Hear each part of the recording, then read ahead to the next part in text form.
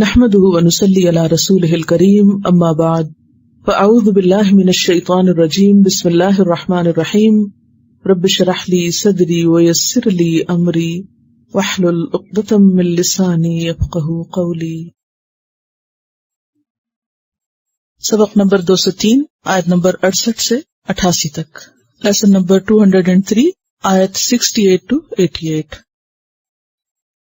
وَرَبُّكَ، اور تیرا رب، نبی صلی اللہ علیہ وسلم سے خطاب ہے کہ آپ کا رب یخلق پیدا کرتا ہے، کیا ما یشاء جو بھی وہ چاہتا ہے، ویختار اور منتخب کرتا ہے، اختیار کرتا ہے، ما کان لہم الخیرہ نہیں ہے ان کے پاس یا ان کے لیے یا منتخب کرنا۔ اختیار ہوتا ہے بہت سی چیزوں میں سے کسی ایک کو چننا، چوز کرنا۔ سبحان اللہ، پاک ہے اللہ، و تعالی اور بلند ہے، عما یشرکون اس سے جو وہ شریک ٹھہراتے ہیں۔ مکی صورت ہے۔ اہل مکہ کا اعتراض تھا کہ قرآن محمد صلی اللہ علیہ وسلم کے علاوہ مکہ اور طائف کے کسی بڑے سردار پر کیوں نہیں اترا۔ سورۃ الزخرف 31 میں آتا ہے وَقَالُوا لَوْلَا نُزِّلَ هَذَا الْقُرْآنُ عَلَى رَجُلٍ مِّنَ الْقَرْيَتَيْنِ عَظِيمٍ، تو ان کے خیال میں نبوت ملنی چاہیے تھی ولید بن مغیرہ کو یا پھر عروہ بن مسعود کو جو طائف والوں کا سردار تھا الثقفی۔ تو یہ جو محمد صلی اللہ علیہ وسلم کا انتخاب ہے یا اختیار ہے یا چناؤ ہے، ان کے خیال میں درست نہ تھا۔ تو بتایا یہ جا رہا ہے کہ کسی کا چنا جانا تمہاری سوچ، تمہاری مرضی، تمہارے خیال اور تمہاری پسند پر منحصر نہیں، یہ سراسر اللہ کا اپنا فیصلہ ہے۔ یہ حق تمہارے پاس نہیں، اللہ کے پاس ہے، وہ جس کو چاہے چنے۔ اللہ کے پاس کیوں ہے اختیار؟ کیونکہ وہ خالق ہے۔ وَرَبُّكَ يَخْلُقُ مَا يَشَاءُ وَيَخْتَارُ، جس نے سب کچھ بنایا وہی سب کو اچھی طرح جانتا ہے، لہٰذا وہی فیصلہ کر سکتا ہے اور بہتر فیصلہ کرے گا کہ وہ کس کو اپنا پیغمبر منتخب کرے۔ وَرَبُّكَ يَعْلَمُ، اور تیرا رب جانتا ہے، مَا تُكِنُّ صُدُورُهُمْ جو بھی چھپاتے ہیں ان کے سینے، صدر کی جمع صدور، اور صدر کس کو کہتے ہیں؟ کسی چیز کے سامنے والے یا نمایاں حصے کو۔ تو سینہ بھی انسان کے جسم میں سامنے ہوتا ہے، نمایاں ہوتا ہے، اور سینے میں دل ہوتا ہے جو مصدر ہے سارے جسم کی غذائیت کا، وہیں خون لوٹتا ہے اور وہیں سے پھیلتا ہے۔ وَمَا يُعْلِنُونَ اور جو وہ اعلانیہ کرتے ہیں۔ محمد صلی اللہ علیہ وسلم کے پیغمبر چنے جانے کے بعد آپ کے مخالفین آپ سے حسد کرتے، اور دل کا یہ حسد اور کڑھن اور جلن ان کے سینوں کے اندر چھپی ہوئی تھی، اور صرف یہ چھپی ہوئی نہیں تھی بلکہ اعلانیہ بھی وہ اس کا اظہار کرتے رہتے تھے، تان و تشنیع کی شکل میں، کبھی مذاق اڑاتے، کبھی کسی طرح کبھی کسی طرح۔ تو اللہ تعالیٰ فرما رہے ہیں کہ تمہیں اللہ کے انتخاب پر، اللہ کے فیصلے پر اعتراض ہے، تو اللہ تو تمہارے دلوں کی باتیں بھی جانتا ہے، اور جو کچھ تم بولتے رہتے ہو، اپنی مجلسوں میں کہتے ہو، وہ سب بھی اس کو پتا ہے۔ وَهُوَ اللَّهُ لَا إِلَٰهَ إِلَّا هُوَ، اور وہ اللہ نہیں کوئی الہ مگر وہی۔ پھر توحید کا اقرار کیا جا رہا ہے۔ مکی صورت ہے جس کا بنیادی مضمون توحید ہے۔ لَهُ الْحَمْدُ فِي الْأُولَى وَالْآخِرَةِ، اور اسی کے لیے ہے حمد، سب تعریف، فی الأولی دنیا میں بھی۔ اولا کا ویسے معنی کیا ہے؟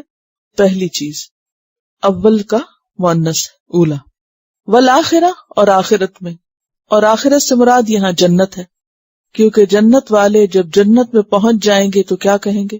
الحمدللہ الذی ہدانا لہذا وما کننا لنہتدی لولا ان ہدانا اللہ، اور اللہ کی حمد و ثنا ان کے سانس کے ساتھ جاری ہوگی، یعنی سانس آئے گا اور جائے گا تو اللہ کی حمد اور اللہ کی تسبیح کر رہے ہوں گے، اور ظاہر ہے یہ انہی کو توفیق ہوگی جو دنیا میں بھی یہ کرتے ہیں، جیسی یہ زندگی گزرے گی ویسی وہاں ملے گی۔ اگر یہاں کسی کو فرصت نہیں اللہ کی حمد و ثنا کرنے کا تو پھر وہاں اچانک تو نہیں یہ سب ہو جائے گا. اس کے لیے ضروری ہے کہ دنیا میں بھی ہمیں ایسا دل اور ایسی زبان ملے کہ جو اس کی تعریف کرتی رہے. وَلَهُ الْحُكْمُ، اور اسی کے لیے ہے فیصلہ. وَإِلَيْهِ تُرْجَعُونَ، اور تم سب بھی اسی کی طرف لوٹائے جاؤ گے. دوبارہ جی اٹھنے کے بعد سب وہیں پہنچو گے.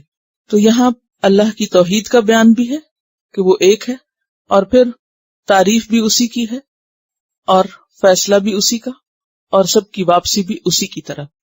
ابتداء میں فرمایا کہ یخلق، وہ پیدا کرتا ہے، اور یہاں پر وَإِلَيْهِ تُرْجَعُونَ، آغاز بھی وہیں سے، اختتام بھی اسی کی طرف. تو تعریف بھی، عبادت بھی، اور سب کچھ حکم اور فیصلہ بھی اسی کا. پھر اس کے لیے کائنات میں غور و فکر کروا کے ایک دلیل دی.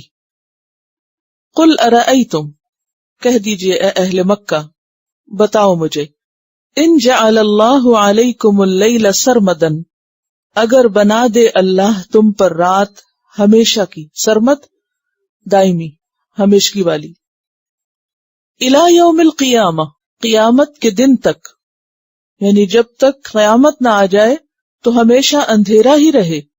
من الہ غیر اللہ، کون ہے الہ اللہ کے سوا، یأتیکم، جو لائے گا تمہارے پاس، بدیاء، روشنی یعنی دن. افلا تسمعون، کیا پھر نہیں تم سنو گے، نہیں تم سنتے ہو. یعنی اس دلیل کو، اس بات کو، اس نصیحت کو کہ اللہ ایک ہی ہے اور اس کا کوئی شریک نہیں، اور وہ اس سے بہت بلند ہے کہ کوئی اس کا شریک ٹھہرائے. کتنی سادہ سی دلیل کے ساتھ جو ہر شخص کے مشاہدے میں آتی ہے، کتنی بڑی بات سمجھا دی گئی کہ کون ہے اللہ جو رات اور دن کی تبدیلی کرتا ہے، تاکہ تم سکون کے ساتھ اس زمین پر رہ کے اپنے کام بھی کرو اور آرام بھی کرو. اور اگر اللہ تعالیٰ اپنی بے شمار نعمتوں میں سے صرف ایک نعمت روک لے، اور وہ کیا کہ رات کے بعد دن ہی نہ لائے، تو تم سب مل کر ایسا نہیں کر سکتے. اللہ کے سوا کوئی دوسری طاقت نہیں کہ جو ایسا کر سکے، لہذا کوئی اور اس کا شریک بھی نہیں ہو سکتا. قل ارأیتم، کہہ دیجئے کیا غور کیا تم نے، بتاؤ تو مجھے، ان جعل اللہ علیکم النہار سرمدن، اگر بنا دے اللہ تم پر دن کو ہمیشہ کا، الی یوم القیامتی، قیامت کے دن تک، یعنی رات ہی نہ ہو. من الہ غیر اللہ، کون ہے الہ اللہ کے سوا، یأتیکم بلیل، وہ لائے گا تمہارے پاس رات کو، تسکنون فیہ، تم چین پا سکو گے اس میں، دن بھر کی تھکاوٹ سے. کوئی بھی نہیں. افلا تبصرون، کیا پھر نہیں تم دیکھتے ہو، تمہیں نظر نہیں آتا کہ یہ کون کر رہا ہے. دو باتیں دو مختلف آیات میں بیان کی گئی، دونوں کے انداز میں تھوڑا سا فرق ہے. جہاں رات کی بات کی گئی وہاں تسمعون کا لفظ استعمال کیا گیا، کیونکہ اندھیرا ہو تو انسان دیکھ نہیں سکتا. اور جہاں دن کی بات کی گئی وہاں تبصرون کا لفظ استعمال کیا گیا. پھر پہلے تسمعون اور بعد میں تبصرون، کیونکہ انسان سن کر جو بات سمجھتا ہے وہ صرف دیکھ کر نہیں سمجھتا. سننے سے انسان زیادہ سیکھتا ہے.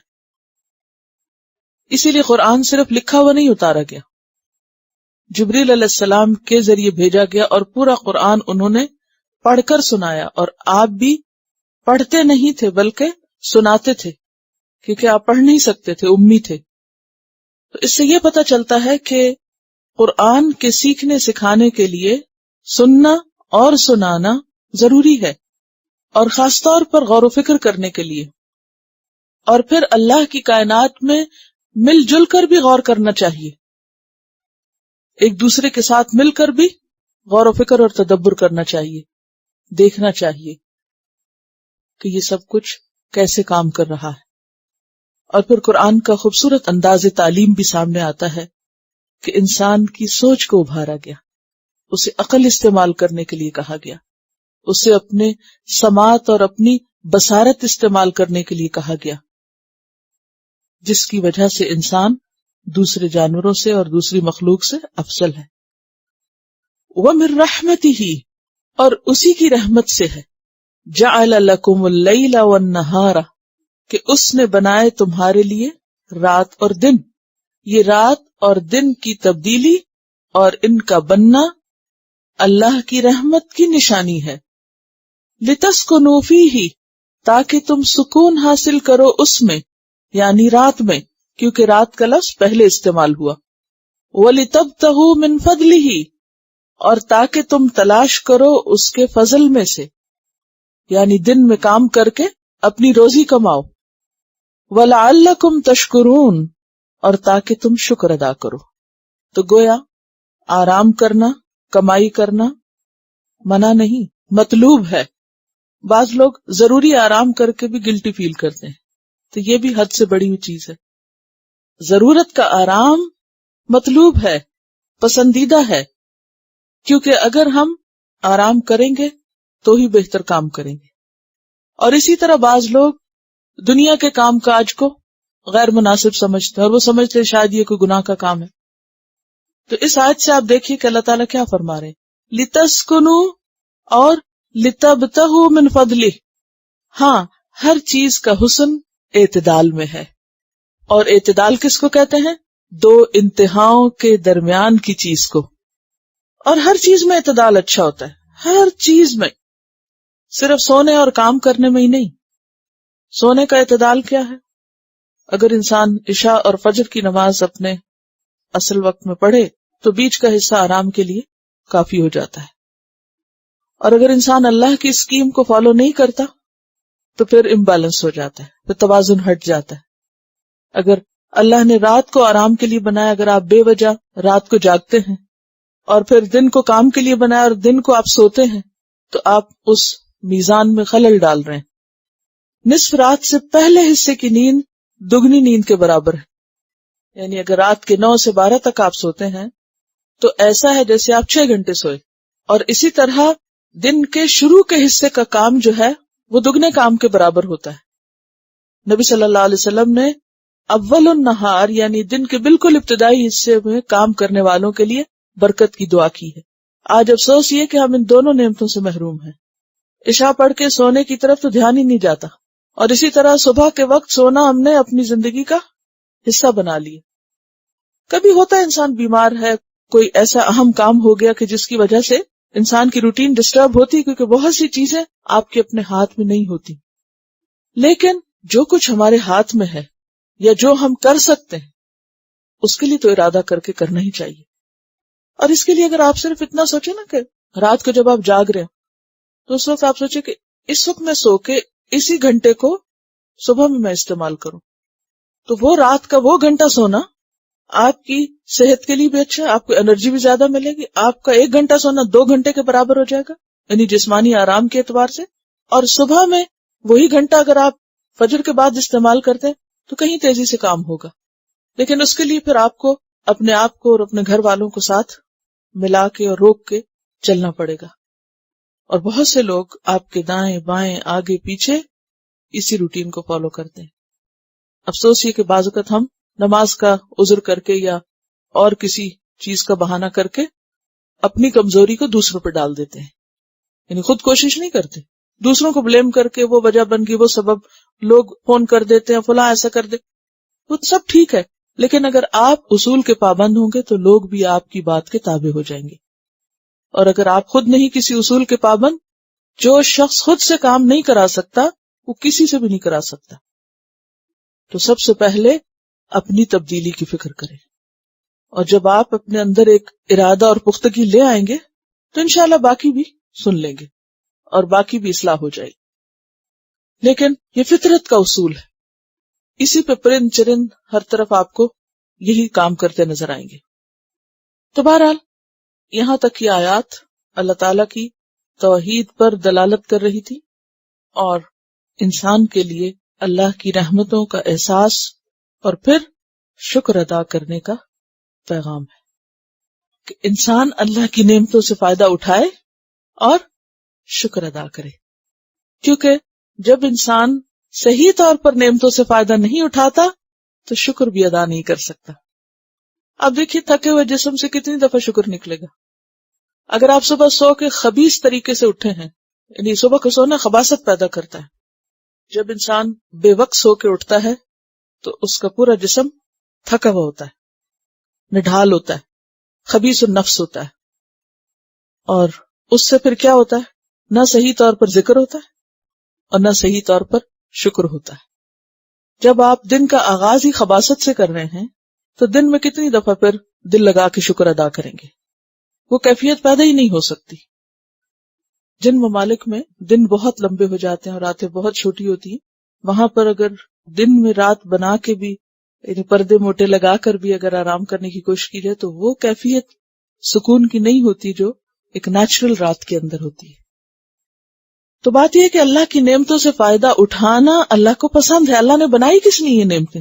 ہمارے لیے بنائی، یہ سب کچھ ہمارے لیے بنایا اس نے۔ تو اللہ کی نعمتوں سے فائدہ اٹھا کر اللہ کو یاد کرنا، اس کا شکر ادا کرنا، اسی کا نام عبادت ہے، اور اسی کی طرف یہاں متوجہ کیا جا رہا ہے۔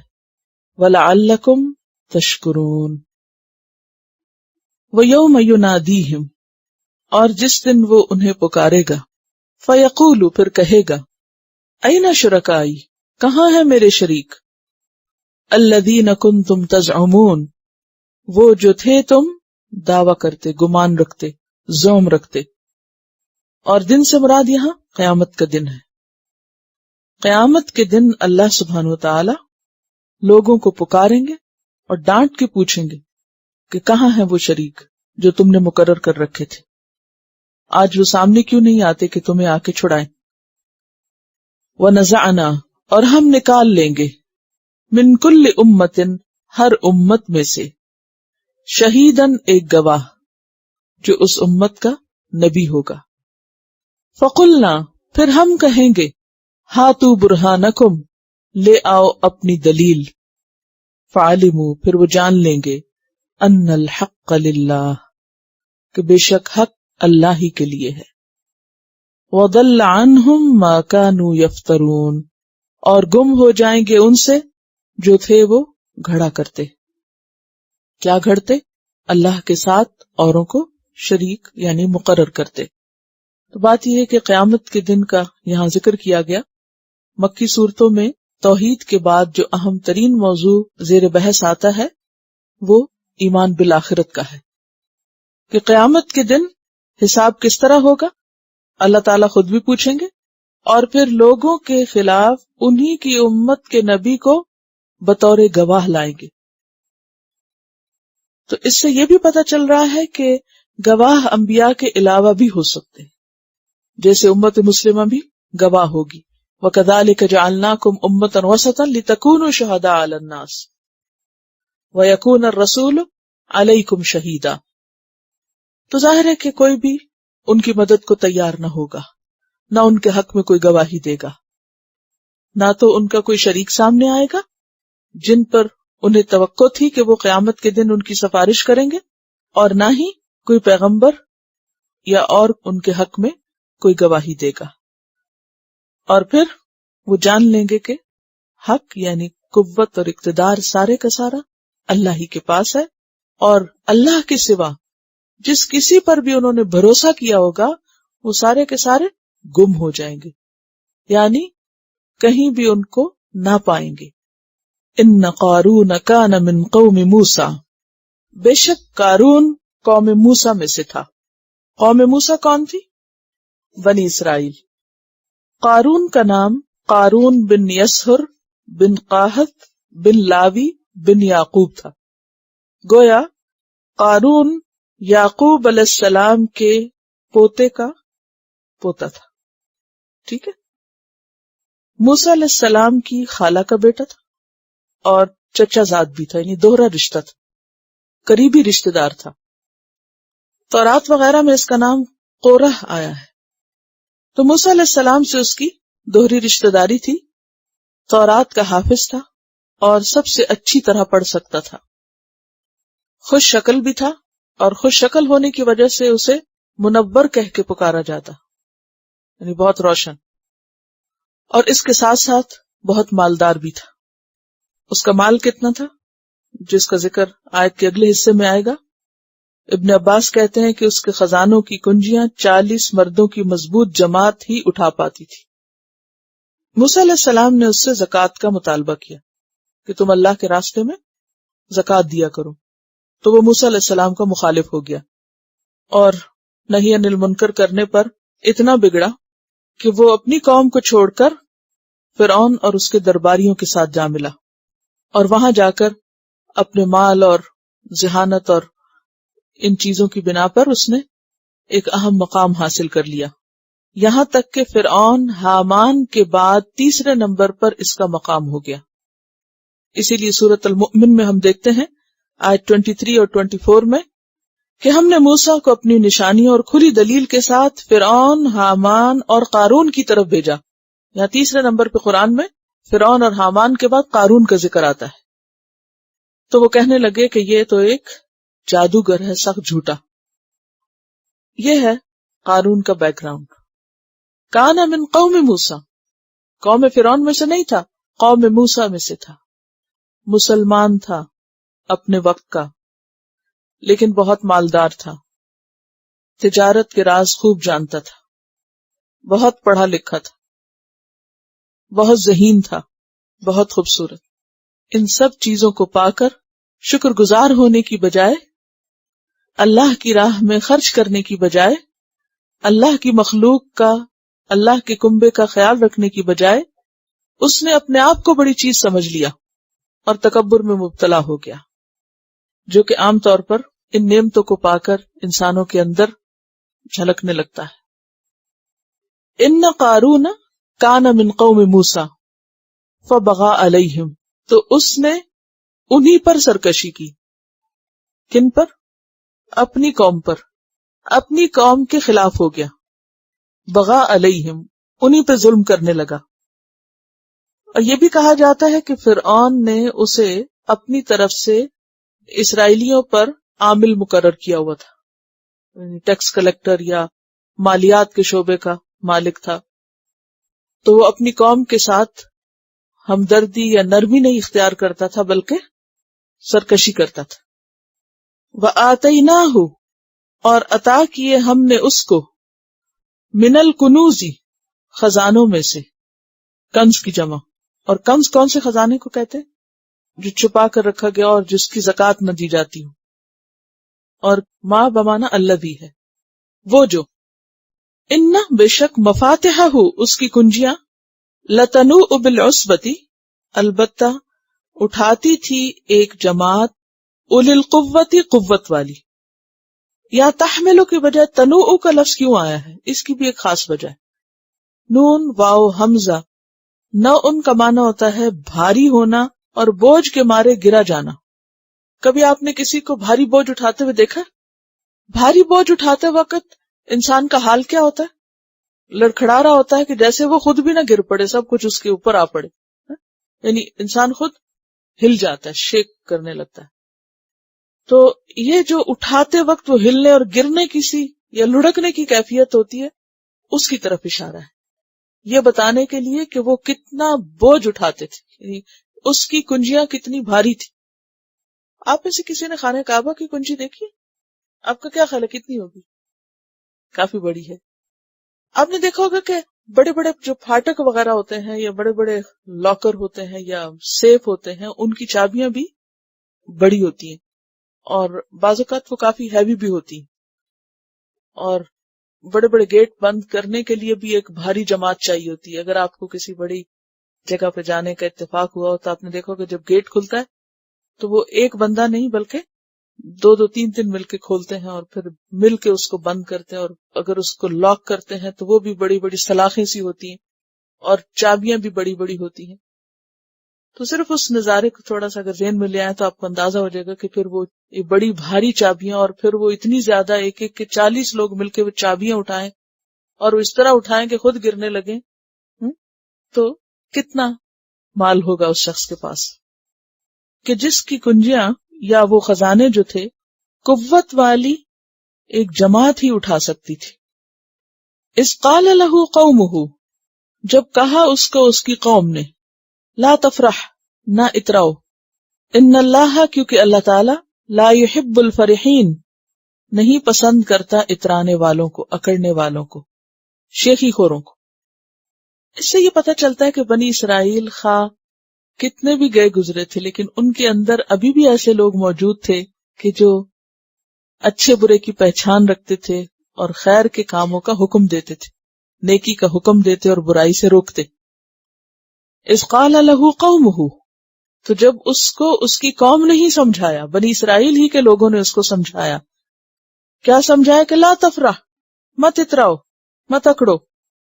سورۃ الحدید میں جیسے آتا ہے وَلَا تَفْرَحُوا بِمَا آتَاكُمْ وَاللَّهُ لَا يُحِبُّ كُلَّ مُخْتَالٍ فَخُورٍ، اللہ کو اترانے والے لوگ اور شیخی خورے اور اکڑنے والے لوگ پسند ہی نہیں، تو تم مت اتراؤ۔ اترانا کیا ہوتا ہے؟ مال و دولت اور نعمت پا کے اللہ کا شکر ادا کرنے کی بجائے خود کو دوسروں سے بہتر سمجھنے لگنا، دوسروں پر اپنا روب جتانا اور اپنے آپ کو بڑی چیز سمجھنا اور غرانا، اور اپنی سوچ اور اپنے انداز اور اپنے معاملے میں ایک غرور اور فخر کا شکار ہو جانا۔ تو لا تفرح ان اللہ لا يحب الفرحین، کیونکہ اللہ تعالی فرحین کو، اترانے والوں کو پسند نہیں کرتا۔ وابتغی، اور تلاش کر، فیما، اس میں سے جو، آتاک اللہ، اللہ نے تجھے عطا کیا ہے، یعنی مال و دولت، اس سے کیا تلاش کر؟ الدار الاخرۃ، آخرت کے گھر کو۔ اس سے پتہ یہ چلتا ہے کہ مال و دولت بذات خود بری چیز نہیں، لیکن اس کا صحیح جگہ پر استعمال، اور صحیح استعمال کیا ہے کہ انسان اسے صرف دنیا کی سہولتوں اور دنیا کے فائدوں کے لیے استعمال نہ کرے، بلکہ ایسے کاموں میں استعمال کرے کہ جس سے اس کی آخرت بنے۔ اور اس کے ساتھ ساتھ وَلَا تَنْسَ نَصِيبَكَ، اور نہ تم بھولو اپنا حصہ، من الدنیا، دنیا میں سے بھی۔ یہ ہے اعتدال، یہ ہے توازن۔ انسان کے پاس کتنا بھی ہو، خواہ 100 ہو یا 1000 ہو، دونوں صورتوں میں اعتدال کی ضرورت ہے۔ ہر انسان مال کی مختلف مقدار کا مالک ہے، کوئی بھی دو لوگوں کے پاس ایک جیسا نہیں ہو سکتا، بہن بھائیوں میں بہت فرق ہو جاتا ہے، اسی طرح باقی رشتہ داروں میں، باقی لوگوں میں، ایک سوسائٹی کے اندر رہتے ہوئے ہر شخص کی لمٹس مختلف۔ اسلام نے ہمیں کیا کیا ہے؟ اصول، قاعدے اور ضابطے دے دیے، اور اس کے ساتھ پسندیدہ چیز کیا سکھائی؟ اعتدال۔ اگر کسی کے پاس لاکھوں ہیں تو بھی اس کے مال میں سب کا حصہ ہے، اور اگر کسی کے پاس تھوڑا ہے تو بھی اس کے مال میں سب کا حصہ۔ سب کے حصے سے مراد کیا ہے؟ اپنی ذات کا حق بھی ہے، ماں باپ کا حق بھی ہے، جسے قرآن میں آتا ہے کیا کہا گیا؟ ما انفقتم من خیر فللوالدین، اور رشتہ دار اور باقی سب، تو اس میں جو بھی انسان کے پاس ہے، والدین کا حصہ بھی ہے اور رشتہ داروں کا بھی ہے، اور باقی بھی جو اللہ تعالیٰ نے حقوق مقرر کیے۔ اگر کسی شخص پر زکوٰۃ نہیں بھی فرض تو بھی صدقہ خیرات پر اسے ابھارا گیا۔ اگر اس کے پاس مال نہیں تو کیا کہا گیا؟ کہ کچھ نہ کچھ کرو، خود پہ بھی خرچ کرو اور دوسروں پہ بھی کرو، تو دینے پر ابھارا گیا ہے۔ تو یہاں بھی کیا کہا جا رہا ہے، اور ایک بہترین اعتدال کا رستہ اس کو بتایا جا رہا ہے کہ تم اپنے مال کے ذریعے آخرت کو بھی کماؤ اور دنیا میں بھی اس کو استعمال کرو، اپنی ذات پہ بھی خرچ کرو اور اپنے رشتہ داروں پہ بھی اور دیگر ضرورت مند انسانوں پر بھی۔ عام طور پر مشکل کب ہوتی ہے؟ جب ہم اعتدال کا راستہ چھوڑتے ہیں۔ اگر اپنی ذات پہ خرچ کرنے لگتے ہیں تو صرف اپنے پہ خرچ کرتے چلے جاتے ہیں، اور اگر سخی بنتے ہیں، سخاوت کرنے لگتے ہیں، تو پھر سب دوسروں پہ لٹا دیتے ہیں اور اپنے آپ کو بھول جاتے ہیں۔ تو پسندیدہ چیز کیا ہے جو اس آیت کے اس حصے میں بیان کی گئی ہے؟ کہ آخرت کے لیے بھی خرچ کرو اور دنیا میں بھی اپنا حصہ نہ بھولو۔ دنیا کے حصے سے مراد کیا ہے؟ جیسے کھانا ہے، لباس ہے، رہائش ہے، شادی ہے، بال بچوں کے اخراجات ہیں، کام کاروبار ہے۔ وَأَحْسِن، اور احسان کرو، یعنی دوسروں پر بھی خرچ کرو، کما احسن اللہ الیک، جیسا کہ اللہ نے تجھ پر احسان کیا ہے۔ ولا تبغ الفساد فی الارض، اور نہ تم تلاش کرو فساد زمین میں۔ زمین میں فساد کب ہوتا ہے؟ جب انسان اس پچھلی بات پر عمل نہیں کرتا. وَأَحْسِن كَمَا أَحْسَنَ اللَّهُ إِلَيْكَ. جب انسان دوسرے بندوں پر احسان نہیں کرتا، دوسروں کے ساتھ اچھا نہیں کرتا، اور سارا فائدہ اور ساری خیر اپنی ذات تک محدود کرنا چاہتا ہے. تو فساد کس کے اپوزٹ ہے یہاں؟ احسان کے، اچھا کرنے کے. کرو مہربانی تم اہل زمیں پر، خدا مہرباں ہوگا عرش بنی پر. ان اللہ لا يحب المفسدین. بے شک اللہ مفسدین کو پسند نہیں کرتا. آپ دیکھیے کہ جب بھی انسان کسی دوسرے کا حق روکتا ہے تو اس سے فساد ہوتا ہے، بگاڑ ہوتا ہے. بالکل اسی طرح جیسے انسانی جسم کے اندر بگاڑ کب ہوتا ہے، یا بگاڑ کی علامت کیا ہوتی ہے، یا بگاڑ سے کیا پیدا ہوتا ہے؟ بیماری. یعنی کسی بھی بیماری میں آپ دیکھیں تو وجہ کیا ہوتی؟ جسم کے اندر کا اعتدال ختم ہو جانا. کسی بھی چیز میں اگر ان بیلنس ہوگا تو انسان بیمار ہو جائے گا. تو اس بیماری کو کیا کہیں گے؟ جسم کا فساد، جسم کا بگاڑ. اسی طرح مال و دولت کو جب آپ صرف اپنی ذات تک روک لیں گے تو کیا ہوگا؟ بگاڑ. مثلا اگر آپ کا خون سارے جسم میں سرکولیٹ نہ کرے تو کیا ہوگا؟ کوئی ایک حصہ اگر اس تک خون نہیں پہنچتا یا صحیح طور پر نہیں پہنچتا تو وہ خرابی ہو جائے گی، وہاں بگاڑ ہو جائے گا، بیماری ہو جائے گی. اگر زیادہ پہنچے تو بلڈ پریشر ہائی ہو جائے گا، تو یہ بھی بگاڑ ہو جائے گا. تو اسی طرح اگر ہماری زندگی سے اعتدال ختم ہو جائے، اور خصوصاً مالی معاملات سے، حقوق کے لین دین کے معاملے میں، تو بھی کام خراب ہوگا. مثلا اگر کوئی شخص قرآن کی کسی آیت کے ایک حصے پر عمل کرے گا اور دوسرے کو چھوڑ دے گا تو بھی بگاڑ ہوگا. مثلا قرآن پاک میں آتا ہے کلو واشربو، اور ساتھ ہی آتا ہے ولا تسرفو، کھاؤ اور پیو اور اسراف نہ کرو. اور اگر کوئی شخص صرف اتنا پڑھ لے کہ قرآن میں لکھا ہے کھاؤ پیو، اور ولا تسرفو کو بھول جائے تو کیا ہوگا؟ بگاڑ. اسی طرح قرآن میں آتا ہے کہ ماں باپ پہ خرچ کرو، اور اس کے بعد اگلے جن جن پہ خرچ کرنا ہے ان کو بھول جائے انسان تو کیا ہوگا؟ بگاڑ ہوگا. باقی سارے دشمن ہو جائیں گے تمہارے ہی ماں باپ کے. اسی طرح اگر کوئی شخص اپنی ذات کا، کیونکہ حدیث میں آتا ہے کہ تمہارے نفس کا بھی تم پر حق ہے، تو پھر صرف اپنے ہی نفس کا حق ہم دیکھتے رہیں تو کیا ہوگا؟ بگاڑ. تو فساد جو ہے ایک بہت وسیع معنی رکھتا ہے. فساد پوری زندگی کو گھیرے ہوئے. تو جہاں بھی جس کا حق نہیں دیں گے آپ، وہیں بگاڑ ہو جائے گا، وہیں ناراضگیاں شروع ہو جائیں گی، وہیں خرابی پیدا ہوگی. اور اس خرابی سے متاثر کون ہوگا؟ کون متاثر ہوگا؟ سب سے پہلے آپ خود ہی ہوں گے. آپ کا ہی چین رخصت ہوگا، اور آپ اور فرسٹریٹ ہوں گے کہ میرے پاس تو کچھ نہیں، میں تو سب دے رہا ہوں. بھئی صحیح نہیں دے رہے نا، ایک ہی جگہ سب دے رہے ہو، اسے پھیلا کے دینے کی ضرورت ہے. تو کہیں بھی آپ دیکھیں، مثلا اللہ نے ہمیں ریسورسز دیے، پانی ہمارے پاس ہے، اسی طرح باقی نعمتیں ہیں زمین کے اندر، طرح طرح کی اللہ تعالیٰ نے معدنیات رکھی ہوئی ہیں. تو اب کیا ہوتا ہے اگر ان ریسورسز کو آپ احتیاط کے ساتھ استعمال نہیں کریں گے تو کیا ہوگا؟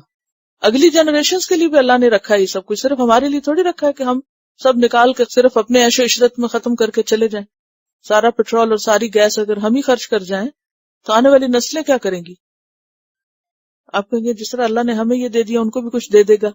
وہ ٹھیک ہے، اس کے خزانے تو بہت وسیع ہیں، لیکن ہم سے بھی تو پوچھ ہوگی نا چیزوں کو بلا وجہ ضائع کرنے کی. اگر ہم زیادہ ضرورت پانی استعمال کیے چلے جا رہے ہیں تو یہ بھی فساد کا سبب ہے. اور ہم کیا کریں؟ ہم بل پے کرتے ہیں. آپ اپنا کام کرو، ہم خود بل پے کرتے ہیں، لہٰذا ہمیں حق ہے کہ جتنی چاہے فالتو بتیاں جلائے رکھیں. نہیں، آپ بگاڑ پیدا کر رہے ہیں، آپ دوسروں کا حق مار رہے ہیں. کوئی بھی چیز، خواہ وہ پانی ہو خواہ آپ بل پے کرتے ہو، پھر بھی حق نہیں آپ کو کہ آپ کسی بھی چیز کو ضائع کریں. کچھ لوگوں کی عادت ہی ہوتی ٹوتھ پیسٹ کر رہے ہیں، شیو کر رہے ہیں، اور پانی کھلا ہے کھلا ہے کھلا ہے کھلا ہے. ہر روز اگر 10 منٹ پانی آپ کھول کے رکھ دیتے ہیں، صرف اتنی تکلیف نہیں کرتے کہ آپ اس کو نیچے کو پریس کر دیں، کتنی دیر لگتی بند کرنے اور دوبارہ کھولنے میں؟ یہ کتنی طاقت لگ جاتی ہے؟ کچھ بھی نہیں. تو آپ دیکھیے کہ آپ نے کتنا پانی ضائع کر دیا. کیونکہ اصل میں فساد کب ہوتا ہے؟ فساد اس وقت ہوتا ہے جب ہم دوسروں کا حق مارتے ہیں. ہم بیکار میں بجلی ضائع کرتے رہے اور دوسرے بلیک آؤٹ میں بیٹھے رہے. بعض اوقات ٹیپ سے ایک ایک قطرہ پانی جو ہے وہ گرتا رہتا ہے، تو انہوں نے اندازہ لگایا کہ 10 لیٹر پانی ضائع ہو جاتا ہے اس سے، صرف ایک ایک قطرہ ٹپکنے سے، ایک رات میں، صرف ایک رات میں. اور اگر ایک گھر میں ایک رات میں یہ ہو رہا ہے، اکثر آپ دیکھیں کہ ہم اللہ کی اس نعمت کو ٹوٹلی اگر پھر سب کا ملا لیں تو بالکل بیکار ہم نے ضائع کیا نا، جس سے کتنے اور فائدے حاصل ہو سکتے ہیں. تو ہم سب کو صرف اللہ کے ڈر سے، یہ نہیں کہ کسی قانون سے یا کسی بھی وجہ سے، ہر وہ چیز جو ہمارے پاس زائد ہے وہ دوسروں کا حق ہے. ہمیں اپنی ضرورت پوری کرنے کا تو حق دیا گیا ہے، لیکن ضرورت سے زائد بیکار میں چیزیں استعمال کر کے، اسراف کر کے، بگاڑ کر کے، فساد کر کے اگر کوئی شخص دنیا سے جاتا ہے تو اس کی پوچھ ہوگی. یہاں پر آپ غور کیجیے اگر آیات پر، تو مالدار شخص کے طرز عمل کے بعد فساد کا ذکر کیوں کیا گیا؟ کیونکہ زیادہ تر فساد مال کے ساتھ ہوتا ہے. یہ کہہ رہی ہے کہ یہاں پر بعض اوقات جب لوگ اپارٹمنٹ رینٹ کرتے ہیں تو اس میں لمسم پے کر دیتے ہیں، تو پھر پانی اور بجلی جو ہے اس پر الگ سے بل نہیں آتا، تو اس میں بعض لوگ پھر اس کو بے دردی سے استعمال کرتے ہیں.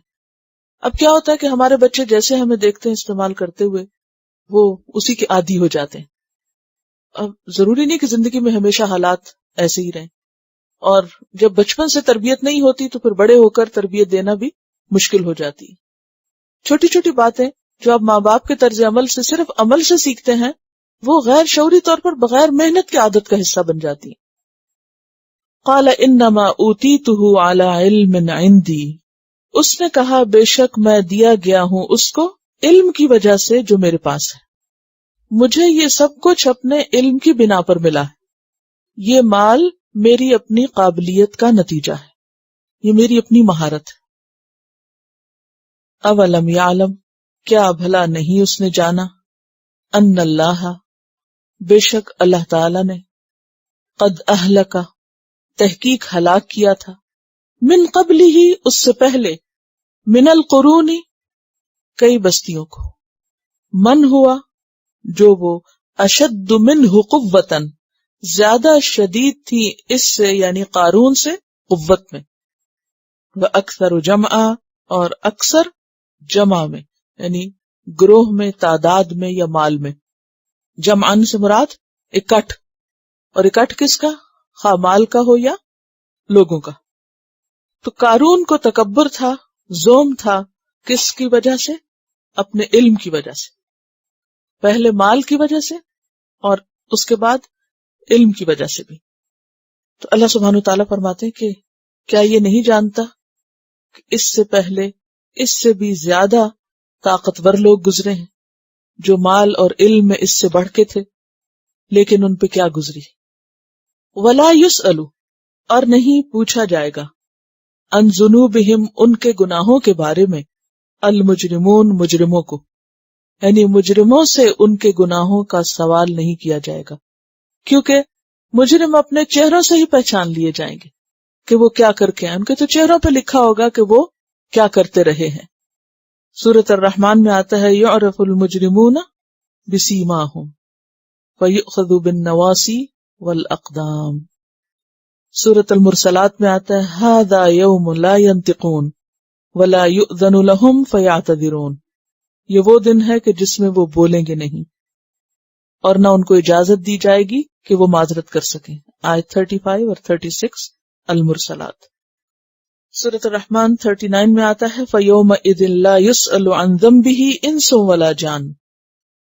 تو بہرحال بات یہ ہے کہ اکثر لوگ اس غلط فہمی کا شکار ہوتے ہیں کیونکہ میرے پاس بہت اعلیٰ ڈگری، تو اس ڈگری کی وجہ سے مجھے اچھی جاب ملی، میں نے خود محنت کی ہے، میری کوشش ہے، اس لیے میں کما رہا ہوں، تو میں جیسے چاہوں اس مال کو اڑاؤں، جو چاہوں کروں، اس میں فلاں اور فلاں اور فلاں کا حق کہاں سے آ گیا. یعنی اس خام خیالی کا اکثر لوگ شکار ہو جاتے ہیں. بعض اوقات ایسا ہوتا ہے نا کہ بہن بھائیوں میں بھی فرق ہوتا ہے، کوئی ایک پڑھ لکھ جاتا ہے، اس کے پاس بہت کچھ ہوتا ہے، دوسرے کے پاس اتنا نہیں ہوتا، پھر اگر ماں باپ کہیں کہ اچھا دیکھو بہن بھائیوں کا بھی خیال کرو، صرف خود پہ ہی خرچ نہیں کرو، ان کے بال بچوں کا بھی خیال کرو، تو عموماً جواب کیا ہوتا ہے؟ ہم نے اتنی محنت کی، فلاں نے اتنی محنت نہیں کی، تو اب آپ ہمیں خوشی سے کھانے بھی نہیں دیتے، ہمیں اپنی مرضی بھی نہیں کرنے دیتے۔ تو بات یہ ہے کہ کوئی کیسا بھی ہو، ہمیں اس سے یہ نہیں کہا گیا کہ کون کیا ہے، لیکن رشتہ داروں کا اپنا ایک حق ہے، بہن بھائیوں کا اپنا ایک حق ہے، اور وہ نالائق ہیں یا نہیں پڑھ سکے یا بچپن انہوں نے گنوا دیا کسی بھی وجہ سے، تو اب بڑے ہو کے وہ خود بھی سفر کر رہے ہیں اور بچے بھی کر رہے ہیں ان کے، تو اس میں ہمیں ماضی کے تانے دے کر جواز نہیں بنتا کہ ہم اپنا فرض پورا نہ کریں۔ اگر انہوں نے اپنا فرض پورا نہیں کیا تو ان کا محاسبہ یا ان کا معاملہ ان کے ساتھ ہے۔ تو اصولی طور پر یہ بات ہم سب کو یاد رکھنی چاہیے کہ ہمارے مال میں، ہمارے پاس جو نعمتیں ہیں، ان میں دوسرے لوگوں کا حق ہے، جیسے کہ قرآن پاک میں بھی آتا ہے نا، وَفِي أَمْوَالِهِمْ حَقٌّ لِلسَّائِلِ وَالْمَحْرُومِ، ان کے مالوں میں حق ہے، سوالی کا بھی اور محروم کا بھی، کیونکہ اگر وہ حق نہ دیا جائے تو کیا ہوگا؟ فساد ہوگا۔ جیسے روایات میں آتا ہے کہ قارون سب کچھ جانتا تھا، علم رکھتا تھا، لیکن یہ چھوٹی سی بات اس کی سمجھ میں نہیں آتی تھی کہ موسیٰ علیہ السلام مجھ سے کیوں کہتے ہیں کہ تم زکوٰۃ بھی ادا کیا کرو۔ اب آپ دیکھیے کہ قارون کا کردار جو ہے ایک بہت ہی ریلیونٹ کردار ہے، اس کو بہت سے مسلمان ریلیٹ کر سکتے ہیں، کیونکہ وہ ایک مسلمان امت میں سے تھا اور سب کچھ جانتا تھا، خاندان نبوت میں سے تھا، لیکن اس کے باوجود جب اس نے وہ نہیں کیا جو اللہ نے اس سے چاہا تو اس کے غرور اور تکبر کی وجہ سے اس کی شدید پکڑ ہوئی، جیسے کہ آگے ابھی آئے گا۔ فخرج علی قومہ، تو نکلا اپنی قوم کے مقابلے پر، فی زینتہ، اپنے ٹھاٹ باٹ میں، جیسے سامری قوم موسیٰ میں سے تھا تو اس نے خرابی کی، اسی طرح قارون بھی قوم موسیٰ میں سے تھا اور اپنی ہی قوم کے خلاف کام کیا اس نے، اور یہاں علی قومہ یعنی نمائش کے لیے اپنی قوم کے سامنے نکلا۔ روایات میں آتا ہے کہ سب مال و متاع کے ساتھ، بہت سے گھڑ سوار جو بہت کچھ پہنے ہوئے تھے ان کے ساتھ یہ نکلا اپنے مال کو دکھانے، کیونکہ ہوتا ہی ہے کہ جب کسی کے پاس مال زیادہ ہو تو پھر اس کو ضرورت پیش آتی ہے کہ وہ اس کی نمائش کرے۔ تو نمائش کے ہر دور میں طرح طرح کے طریقے رہے، بعض اوقات قیمتی پتھر خرید کر سجا کے، بعض اوقات بلا ضرورت زیورات پہن کے، بعض اوقات بہت قیمتی کپڑے پہن کے، بلا ضرورت ایک ٹھاٹ باٹ کی گاڑی میں بیٹھ کے۔ دیکھیے ضرورت کے تحت منع کچھ نہیں ہے، لیکن نمائش کے لیے اور دکھاوے کے لیے، اور خاص طور پر علی قومہ، دوسروں کو جلانے کے لیے اور دوسروں پہ دھونس اور رعب جتانے کے لیے، وہ برا ہے۔ قال الذین یریدون الحیاۃ الدنیا، تو کہنے لگے وہ لوگ جو دنیا کی زندگی چاہتے تھے، یعنی دنیا سے محبت رکھتے تھے، یا لیت لنا، اے کاش ہمارے لیے ہوتا، مثل ما اوتی قارون، اسی کی مانند جو قارون کو دیا گیا، انہ لذو حظ عظیم، بے شک وہ تو بڑی قسمت والا ہے، بڑے نصیب والا ہے۔ کیونکہ بہت سے لوگ مسلمان ہوتے ہوئے دنیا کی محبت کے ایسے شکار ہوتے ہیں کہ ان کے دل میں دوسروں کی نعمت اور خوبی دیکھ کر ایک حسرت ہی رہتی ہے کہ کاش ہمارے پاس بھی یہ ہوتی۔ اور اس میں آپ دیکھیے کہ کل بھی ہم نے یہ بات پڑھی تھی، بار بار یہ چیز آئی تھی کہ بہت سی خرابیوں کی اصل جڑ بنیادی طور پر حب دنیا ہوتی، خواہشات کی محبت، اور اس میں اعتدال کا نہ ہونا۔ کیونکہ جب انسان دنیا کی محبت میں گر جاتا ہے تو اعلیٰ مقاصد سے غافل ہو جاتا ہے۔ تو وہ اپنی قوم کے سامنے پوری زینت کے ساتھ نکلا۔ اس میں آپ دیکھیں کہ ہمارے ہاں بھی بعض اوقات بڑی بڑی باراتیں نکلتی ہیں مسلمانوں کے ہاں، یعنی مجھے ویسے کبھی بارات کا وہ سمجھ نہیں آیا مقصد، یعنی وہ ایک طرح سے عمل قارون ہی سے مشابہت ہو جاتی ہے نا، کہ قارون گھوڑوں کی جماعت کے ساتھ ایک جلوس بنا کے نکلا اپنی قوم کے سامنے، دکھانے کے لیے کہ میرے پاس کتنا کچھ، اور انہوں نے بہت کچھ پہنا ہوا تھا اور اس کی دولت لدی بھی تھی اس کے اوپر، اور لوگ دیکھ کے تو حسرت زدہ ہکا بکا اور دل میں خواہش کرنے لگے کاش ہمیں بھی یہ سب کچھ ملتا، کس قدر خوش قسمت ہے یہ۔ اب دیکھیے کہ یہ ایک ناپسندیدہ عمل ہے، کسی کے گھر کے سامنے سے گزرتے ہوئے کاش ہمارا گھر بھی ایسے ہوتا، کسی کے کوئی زیور دیکھے کاش ہمارے پاس بھی یہ ہوتا، اور انسان للچائی نظروں سے ہر نئی چیز کو دیکھے اور پھر کاش ہمیں بھی مل جائے۔ تو یہ چیز جو ہے پسندیدہ چیزوں میں سے نہیں ہے۔ عام طور پر ہوتا کیا ہے، کچھ لوگ نمائش کرتے رہتے ہیں اور کچھ لوگ ان کی تعریف کرتے رہتے ہیں، اور کچھ سنتے رہتے ہیں اس کو اور پھر اسی کو فالو کرنے کی کوشش کرتے رہتے ہیں۔ تو وہ ایک سرکل چلا رہتا ہے، اسی میں زندگی گزر رہی ہے، کیونکہ اس سے آگے اس سے نکل کے اوپر سوچنے کا وقت ہی کچھ نہیں۔ وقال الذین اوتوا العلم ویلکم ثواب اللہ خیر لمن آمن وعمل صالحا، کہنے لگے وہ لوگ جنہیں علم دیا گیا تھا۔ اب فرق ہو گیا، ایک عوام کل انعام جن کے سامنے کوئی سوچ نہیں، کوئی مقصد نہیں، جانوروں کی طرح جیتے ہیں، ہر نئی چیز، ہر چمکتی چیز کے پیچھے للچانے لگتے ہیں، اور دوسری طرف اہل علم، وہ علم جو انسان کو اتنی روشنی دے کہ اچھے اور برے کا فرق محسوس کر سکے۔ وہ کہنے لگے ویلکم، ہلاکت تم پر، یعنی ایک ڈانٹ کا جملہ ہے یہ، حیف ہے تم پر، ثواب اللہ خیرن، اللہ کا ثواب بہتر ہے، لمن آمن وعمل صالحا، اس کے لیے جو ایمان لائے اور نیک عمل کرے، یعنی جو جزا اللہ کے پاس ہے۔ ثواب اللہ کا مطلب کیا؟ وہ بدلہ یا جزا جو اللہ کے پاس ہے وہ بہتر ہے اس دنیا کی زینت اور دکھاوے اور رونق سے۔ ولا یلقاها الا الصابرون، اور نہ ڈالا جائے گا اس کو مگر صابروں پر۔ کس کو؟ ثواب کو۔ اور صابر سے مراد وہ لوگ کہ جو دنیا کی زندگی میں ہر طرح کے حالات میں اللہ کی اطاعت پر جمے رہتے ہیں۔ کچھ لوگ ہوتے ہیں نا کہ وہ کوئی رونق کی چیز دیکھیں، کسی کے پاس زیادہ نعمت دیکھیں تب پھسل جاتے ہیں، ان پہ کچھ مشکل آئے تب پھسل جاتے ہیں، بات بات پہ اپنے اصول چھوڑ بیٹھتے ہیں، بات بات پہ پھر پلٹ جاتے ہیں۔ تو یہ صابر ہونا نہیں ہوتا۔ صابر ہونا کیا ہے کہ دن ہو یا رات ہو، اچھا حال ہو یا برا ہو، ہر حال میں انسان حق پر، انصاف پر، اللہ کی اطاعت پر اور گناہوں سے اپنے نفس کو روکنے پر جمع رہے، اصول کا پابند رہے۔ دیکھیں اگر زندگی میں اپس اینڈ ڈاؤن نہ ہو، موسموں کی تبدیلی نہ ہو، تو امتحان کاہے کا ہو؟ امتحان کب ہوتا ہے؟ جب انسان کی مرضی کے خلاف کچھ ہوتا ہے، چاہے کوئی وہ فطری تبدیلی ہو، نیچرل کوئی چینج ہو، یا انسان کے ودن یور سیلف ہو۔ بعض اوقات ایسے بھی تو ہوتا ہے نا کہ باہر کچھ نہیں ہوتا، صرف آپ کے اپنے اندر ہی ایک بے چینی اور ایک موڈ کا چینج اور ایک جسے موڈ سوئنگز کہتے ہیں، اور خاص طور پہ بیچاری خواتین زیادہ اس سے متاثر ہوتی، اور بعض اوقات بچوں کی طرف سے، بعض اوقات کسی دوسرے تیسرے کی طرف سے ناپسندیدہ، ناخوشگوار، مرضی کے خلاف چیزیں آتی رہتی ہیں، اور ہر روز کم و بیش کچھ نہ کچھ ہوتا رہتا ہے۔ ایسے میں اگر انسان اپنے آپ کو کنٹرول نہ کر سکے اور ہر چیز کے ساتھ بہہ جائے تو اس کو صبر کرنا نہیں کہتے۔ اللہ کے ہاں بہتر بدلہ کس کے لیے ہے؟ جو ایمان لا کے اچھے کام کرے اور پھر صبر کرے، یعنی اس پر جمع رہے، استقامت اختیار کرے، جس چیز کو بطور اصول لے پھر اسے تھام لے، پکڑ لے، اور ہر حال میں پکڑے، خوشی میں اور غم میں، محبت میں اور نفرت میں۔ اور یہ پکڑنا دراصل کیا؟ یہ صبر کیا؟ یہ اعتدال ہے کہ مجھے یہی کرنا ہے، خواہ کوئی چیز میرے فیور میں جاتی یا میرے اگینسٹ جاتی۔ وَلَا يُلَقَّاهَا إِلَّا الصَّابِرُونَ۔ اب آپ دیکھیے کہ صاحب علم ہونے کا معنی کیا ہے؟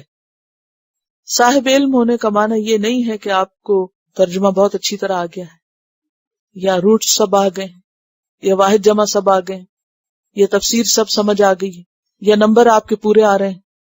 اس کو صاحب علم ہونا نہیں کہتے۔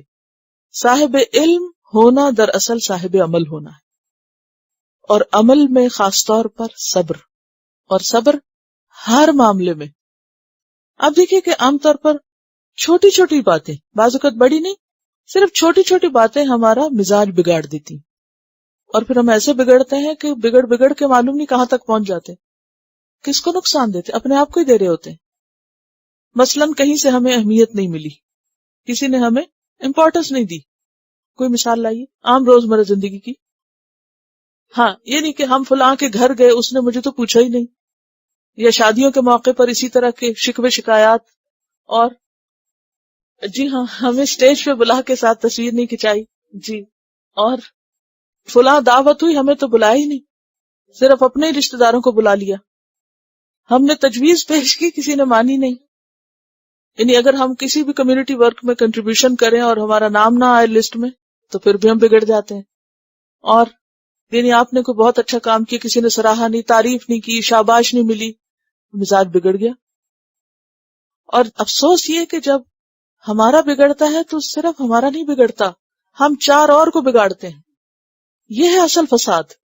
اگر ہمیں کسی پہ غصہ ہے نا تو صبر نام ہے، نگل جاؤ، چھوڑو اس بات کو اور اگلا اپنا کام کرو. ہے بہت کڑوی گولی جو پینی پڑتی، لیکن اس سے فساد نہیں پھیلتا. صبر نہ کرنے سے فساد پھیلتا ہے. اگر مثلا مجھے کسی سے شکایت تھی، چاہے اپنی بہن ہے یا بھائی ہے یا کوئی دوست ہے یا کوئی بھی ہے انسان جس سے مجھے کوئی شکایت ہوئی، اور عموماً شکایت اس وقت ہوتی جب کوئی ہمیں امپورٹنس نہیں دیتا، تو اب وہ شکایت ہوئی، اب وہ غصہ دل میں ہے، اب ہم بےتاب ہیں کہ کب اس کو ہم نکالیں. پھر ہمیں جو بھی مل جائے، چاہے اس کا وہ انٹرسٹ ہو یا نہ ہو، وہ سننا چاہے یا نہ چاہے، ایک کو سنائیں گے، دوسرے کو ساتھ ملائیں گے، تیسرے کو بتائیں گے، اس کے خلاف بہکائیں گے، اس کے آگے اس کے ساتھ ایک اور 2 اور کو وہ بہکائیں گے، پورے ماحول کو خراب کر کے رکھ دیں گے. اس کا نام بگاڑ ہے، اس کو فساد کہتے ہیں. اور اس فساد کا علاج صرف صبر میں ہے، کوئی دنیا کی اور چیز ہے ہی نہیں. اور اگر آپ لوگوں کو شے دیتے رہے، نفس موٹا کرتے رہے، تو پھر کیا ہوگا؟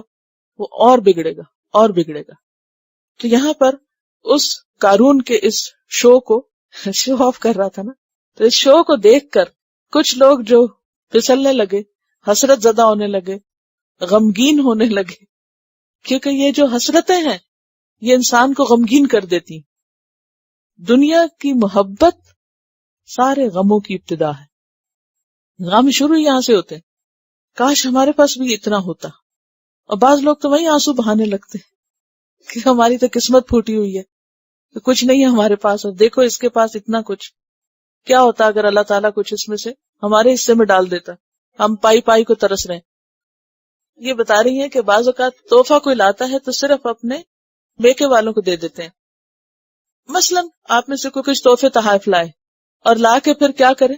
اپنے ہی پسند کے لوگوں کو دے دے، تو جو محروم ہوگا وہ ظاہر ہے کہ اس کو ناراضگی ہوگی، اور پھر وہ محاورہ بولے گا، اندھا باٹے ریوڑیاں اپنے اپنوں کو دے. یہ ایک طرح سے ہے تو اندھا پنی نا، کیونکہ اگر انصاف کی نظر ہو تو انسان ایسا نہ کرے.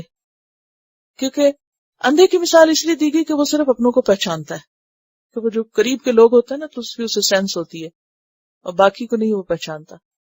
تو بہرحال انہی باتوں سے فساد ہوتا ہے. اب آپ دیکھیے کہ جب اعتدال ہوگا نا، کبھی اس کا بھی حق ہے اور اس کا بھی ہے، تو فساد نہیں ہوگا. جب دوسروں کو ان کے حقوق نہیں ملتے یا دوسروں کو ان کے حقوق سے محروم کیا جاتا ہے تو اس سے فساد ہوتا ہے. وقال الذین اوتوا العلم ویلکم، یہ تم کیسی باتیں کر رہے ہو. اور پھر آپ دیکھیے کہ اہل علم کی ایک اور پہچان یہاں بتائی گئی کہ جو غلط بات کر رہے تھے انہی کے سامنے ان کو کہا ویلکم. ہمارا حال کیا ہوتا ہے؟ سامنے کسی کو کچھ نہیں کہتے، پیچھے خوب جڑ کاٹتے ہیں. تو یہ بھی ناسمجھی کی علامت ہے. اگر آپ اہل علم ہیں اب تو اس اخلاق سے متصف ہونا ہوگا. ویلکم، خرابی تمہاری، تم غلط کہہ رہے ہو. ثواب اللہ خیر لمن آمن وعمل صالحا ولا یلقاها الا الصابرون. اور اس کے لیے بھی صبر کی ضرورت ہوتی ہے، کیونکہ موسیٰ علیہ السلام نے تو قارون کو صرف زکوٰۃ ہی دینے کے لیے کہا تھا نا، تو کس قدر بگڑا. یہ آسان نہیں ہوتا حق بات کرنا بھی، کیونکہ اس میں انسان کو پھر واپس سننی پڑتی. اب کیا ہوا انجام؟ فخسفنا به، دھنسا دیا ہم نے اس کو، وبدارہ، اور اس کے گھر کو، الارض، زمین میں.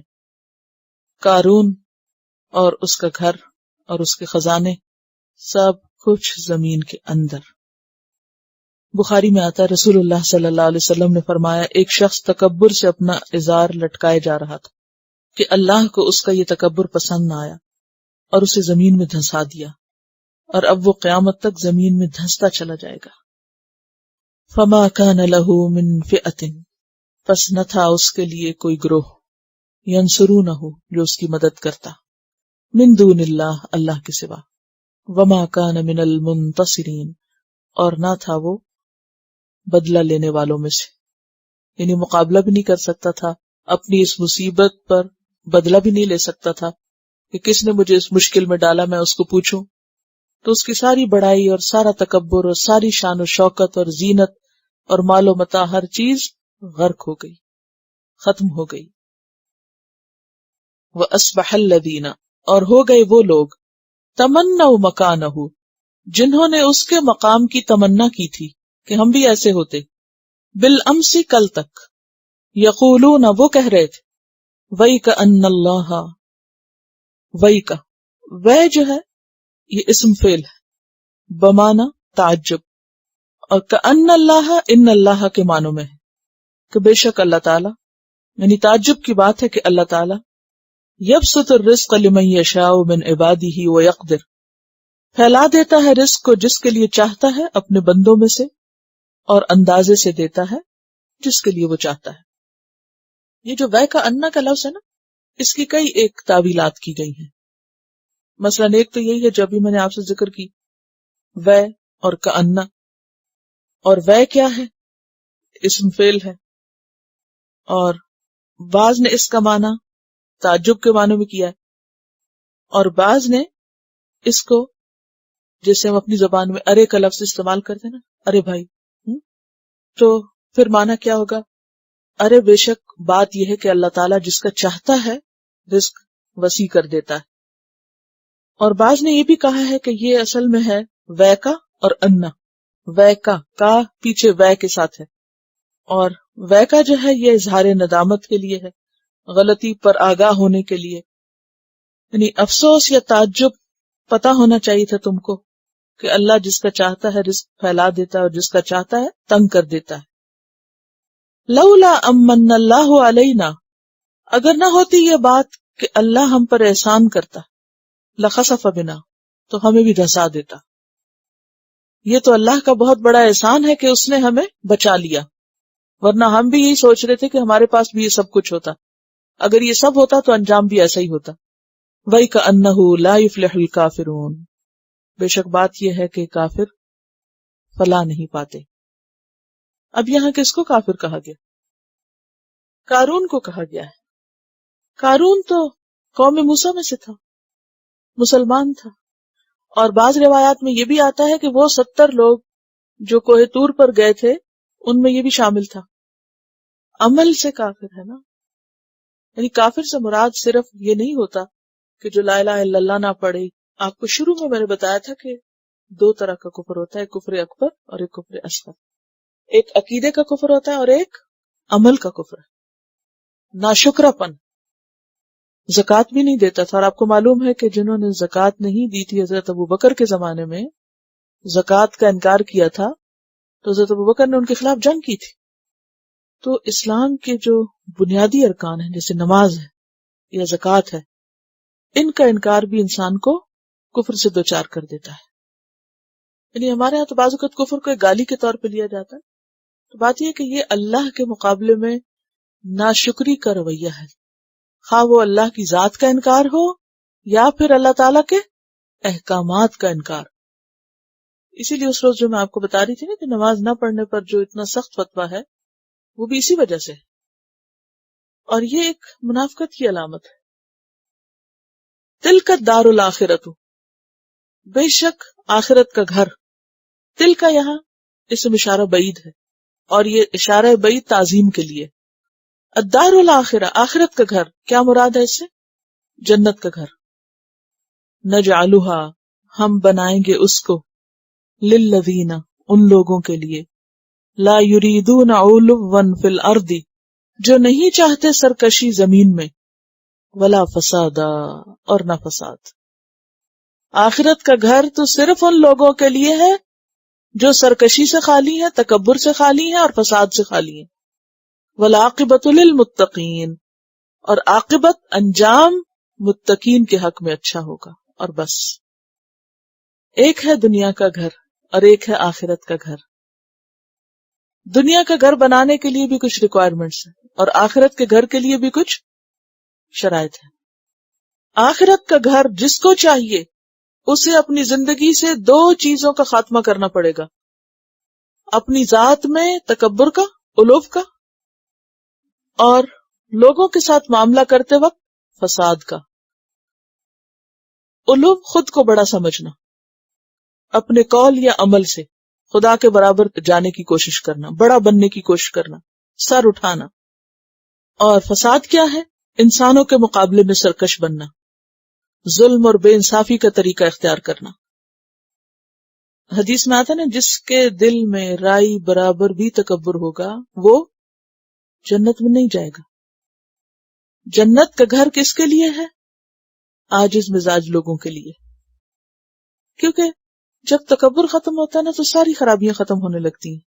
دیکھیں نا، ہمارا نفس یہ نا جو ہمیں اکساتا ہے، دیکھو فلاں نے تمہارے ساتھ یہ کیا، فلاں نے تمہیں غلام بنا رکھا ہے، فلاں نے تمہیں چھوٹا کر دیا، فلاں نے تمہارا حق نہیں دیا، وغیرہ وغیرہ. فلاں کون ہوتا ہے مجھے یہ کہنے والا؟ یہ باتیں کب ہوتی ہیں انسان کے اندر؟ جب وہ اپنے آپ کو بڑی چیز سمجھتا ہے. اور اپنے آپ کو بڑی چیز کب سمجھتا ہے؟ جب اس کے پاس یا مال ہوتا ہے یا علم ہوتا ہے یا کوئی اور اسی طرح کی چیز ہوتی ہے، تو خود کو دوسروں کے مقابلے میں بہتر سمجھتا ہے. لہذا دوسروں کی ہر بات اس کو، جیسے وہ کہتے ہیں نا، لڑ جاتی ہے. لڑ جانے کا کیا مطلب ہوتا ہے؟ یعنی کاٹ کھاتی، اوفینڈ کرتی. تو اپنے آپ کا جائزہ لیں، اور اس سے آپ اپنے آپ کو خوب پرکھ پہچان سکیں گے کہ ایک دن میں کتنی باتیں ہوتی ہیں جو آپ کو اوفینڈ کرتی ہیں، کس کس کی باتیں اوفینڈ کرتی ہیں اور کتنی باتیں اوفینڈ کرتی ہیں، اور کتنی دفعہ ہم بھڑک اٹھتے ہیں، آپے سے باہر ہونے لگتے ہیں. الوف کا کیا مطلب ہوتا ہے؟ سرکشی کرنا، اٹھ اٹھ کے کھڑے ہونا، اکڑنا، اوور ریئیکٹ کرنا، یہ الوف ہوتا ہے. ایک ہوتا ہے نا کہ دوسرے کی بات سننا، سمجھنا اور ماننا، اور ایک کیا ہے؟ سر اٹھانا، نہ ماننا، سرکشی کرنا. جاؤ جو کرنا ہے کر لو، نہیں مانتے ہم تمہاری بات، چاہے وہ معقول ہو یا نہ معقول. یہ الوف ہوتا ہے. اور اس سے کیا پھیلتا ہے؟ پھر فساد پھیلتا ہے. اور خاص طور پر اللہ کے احکام کے آگے سرکشی کرنا. کوئی کہ نماز پڑھ لو، جواب آپ دیکھیں بعض اوقات لوگوں کو کیا ہوتے ہیں، جاؤ جاؤ تم اپنا کام کرو، یہ ہمارا اور اللہ کا معاملہ ہے. یہ کیا ہے؟ دراصل سرکشی تو ہے. کوئی ناروا غصہ کر لو، اسے کوئی چپ کرائے تو اسے کیا کہتے ہیں؟ وہ اس کو چھوڑ کے اس کے پیچھے پڑ جائے گا، یعنی کہ ماننے کو تیار نہیں ہوتے.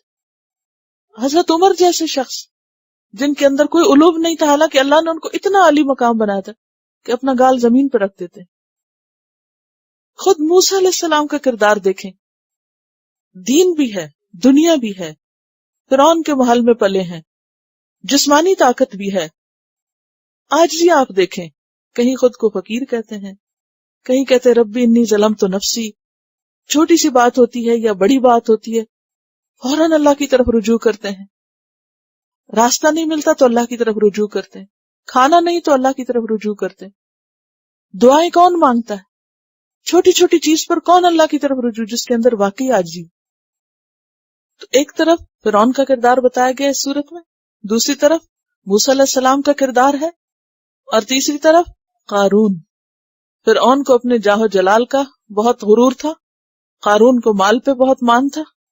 موسیٰ علیہ السلام کے پاس دونوں چیزیں تھیں، لیکن ان دونوں کے بیچ میں کان عند اللہ وجیہا، اللہ کے ہاں بڑے ہی عزت والے، بڑے معزز، بہت پیارے. تو جنت میں بسائے جانے کے لائق یہی لوگ ہوتے ہیں. جس کو جنت چاہیے وہ ہر قیمت دینے کو تیار ہوگا، اور جو اپنے نفس میں جیتا ہے وہ پھر وہاں جانے کے قابل نہیں. یہ آپ نے پڑھا ہوگا، یہ سنا بھی ہوگا کہ جو سپیریورٹی کمپلیکس ہوتا ہے نا، یہ اصل میں انفیریورٹی سے جنم لیتا ہے. بالکل ایسا نا جیسے بال باؤنس ہوتا ہے نا، نیچے مارے تو وہ اتنا ہی اوپر جاتا ہے. تو جو لوگ جتنے نچلے ہوتے ہیں حقیقت میں اندر سے، وہ اس کمی کو اکڑ اکڑ کے پورا کرتے ہیں. یہ بالکل ایسے ہی ہے نا کہ جیسے جس کا قد چھوٹا ہوتا ہے، معاف کیجیے اگر کسی کا ہو تو میں پرسنلی کسی کو کچھ نہیں کہہ رہی، لیکن عموماً نوٹس کرنے میں یہ ہے کہ اگر کسی کا قد عام طور پہ چھوٹا ہو تو وہ اس کمی کو کیسا پورا کرتے ہیں؟ ہائی ہیلز پہن کے کتنی اذیت میں ہوتے ہیں لیکن ہائی ہیلز ہی پہنتے ہیں تاکہ وہ دوسروں کے مقابلے میں چھوٹے نہ رہیں، اونچے ہی نظر آئیں. ایکسپٹ نہیں کرتے نا ریالٹی، تو مصنوعی طریقوں سے ہم اپنے آپ کو پھر بڑا کرتے رہتے ہیں. تو یہ فزیکلی بھی ہوتا ہے اور اندر سے بیسیکلی ہوتا ہے کہ جب ہم کسی بھی محرومی کا شکار ہوتے ہیں، جب ہم میں کوئی کمی ہوتی ہے تو پھر ہم ایسے ہتھ کنڈے اختیار کر کے خود کو ثابت کرنے کی کوشش کرنا چاہتے ہیں. اگر انسان کی نظر اس پہ چلی جائے کہ میں اللہ کی نگاہ میں کیا ہوں، تو آپ یقین کیجئے ہر دوسرے بندے کی پرواہ نکل جائے آپ کے دل سے، سب کا خوف نکل جائے. کون آپ کو کیا کہتا ہے، کچھ سمجھتا یا نہیں سمجھتا. کبھی زندگی میں آپ کے ساتھ یہ بھی ہوا ہوگا، کام آپ نے کیا اور نام کسی اور کا لگ گیا، ہوتا ہے کبھی؟ اچھا اس وقت کیا کیفیت ہوتی ہے؟ اس وقت کیا کیفیت ہوتی ہے؟ اڑتا ہے، کتنا مشکل ہوتا ہے. اور پھر اس وقت یہ کنٹرول کرنا کہ اپنے آپ کو انسان روکے اس بات سے کہ مجھے کسی بھی طرح توڑ بھی نہیں کرنا اور کہنا بھی کچھ نہیں، ذکر بھی نہیں کرنا. یہ بہت مشکل چیز ہوتی ہے. ایک دفعہ میں نے کافی محنت سے ایک لیکچر تیار کیا، کسی نے اس کو لکھا اور اس کو آگے ڈیلیور کیا. بہرحال اب کیا ہوا کہ سب نے کہا کہ وہ فلاں کا لیکچر تھا اور بہت اچھا تھا، بہت اچھا تھا. اب اس کے سامنے بھی بعد میں بھی تعریف ہو رہی ہے، لیکن اس نے بالکل ذکر نہیں کیا کہ یہ کہاں سے لکھا تھا میں نے. اچھا مجھے پتا تھا کیونکہ میرے سامنے ہی بات آئی، مجھے پتا تھا. اس موقع پہ ایک دفعہ میرا دل چاہا کہ میں کہہ دوں کہ یہ میرا تھا، لیکن میں نے کہا میں نہیں کہوں گی. میں نے اس لیے تھوڑی دیا تھا کہ کسی کو پتا چلے کہ میں نے دیا تھا یا میں نے محنت کی تھی یا میں نے چیزیں اکٹھی کی تھی اور کریڈٹ سارا کسی اور کو مل گیا، واہ واہ کسی اور کی ہو گئی. سو واٹ، کیا ہوا؟ کیونکہ انسان کا نفس ایسے ہی موقعوں پر انسان کو پھسلاتا ہے. نہیں تم ایک دفعہ تو کہہ دو کہ وہ لکھا تو میں نے، ایسے ہی تم عاجزی سے کہہ دو ہاں میں نے ہی لکھا تھا. 2-3 دفعہ مجھے خیال آیا کہ میں ذکر کر دوں، پھر میں نے کہا نہیں کروں گی.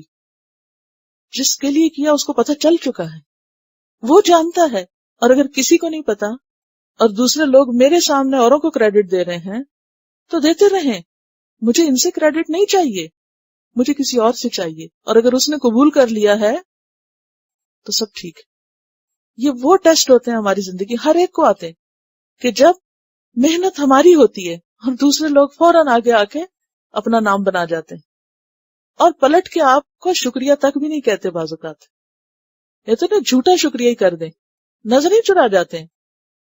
تو اس وقت بعض اوقات تکلیف بھی تھوڑی سی ہوتی، انسان ہے نا. شکر گزاری ایک ایسی چیز ہوتی ہے جو انسان کو اللہ کا بھی اور بندوں کا محبوب بناتی.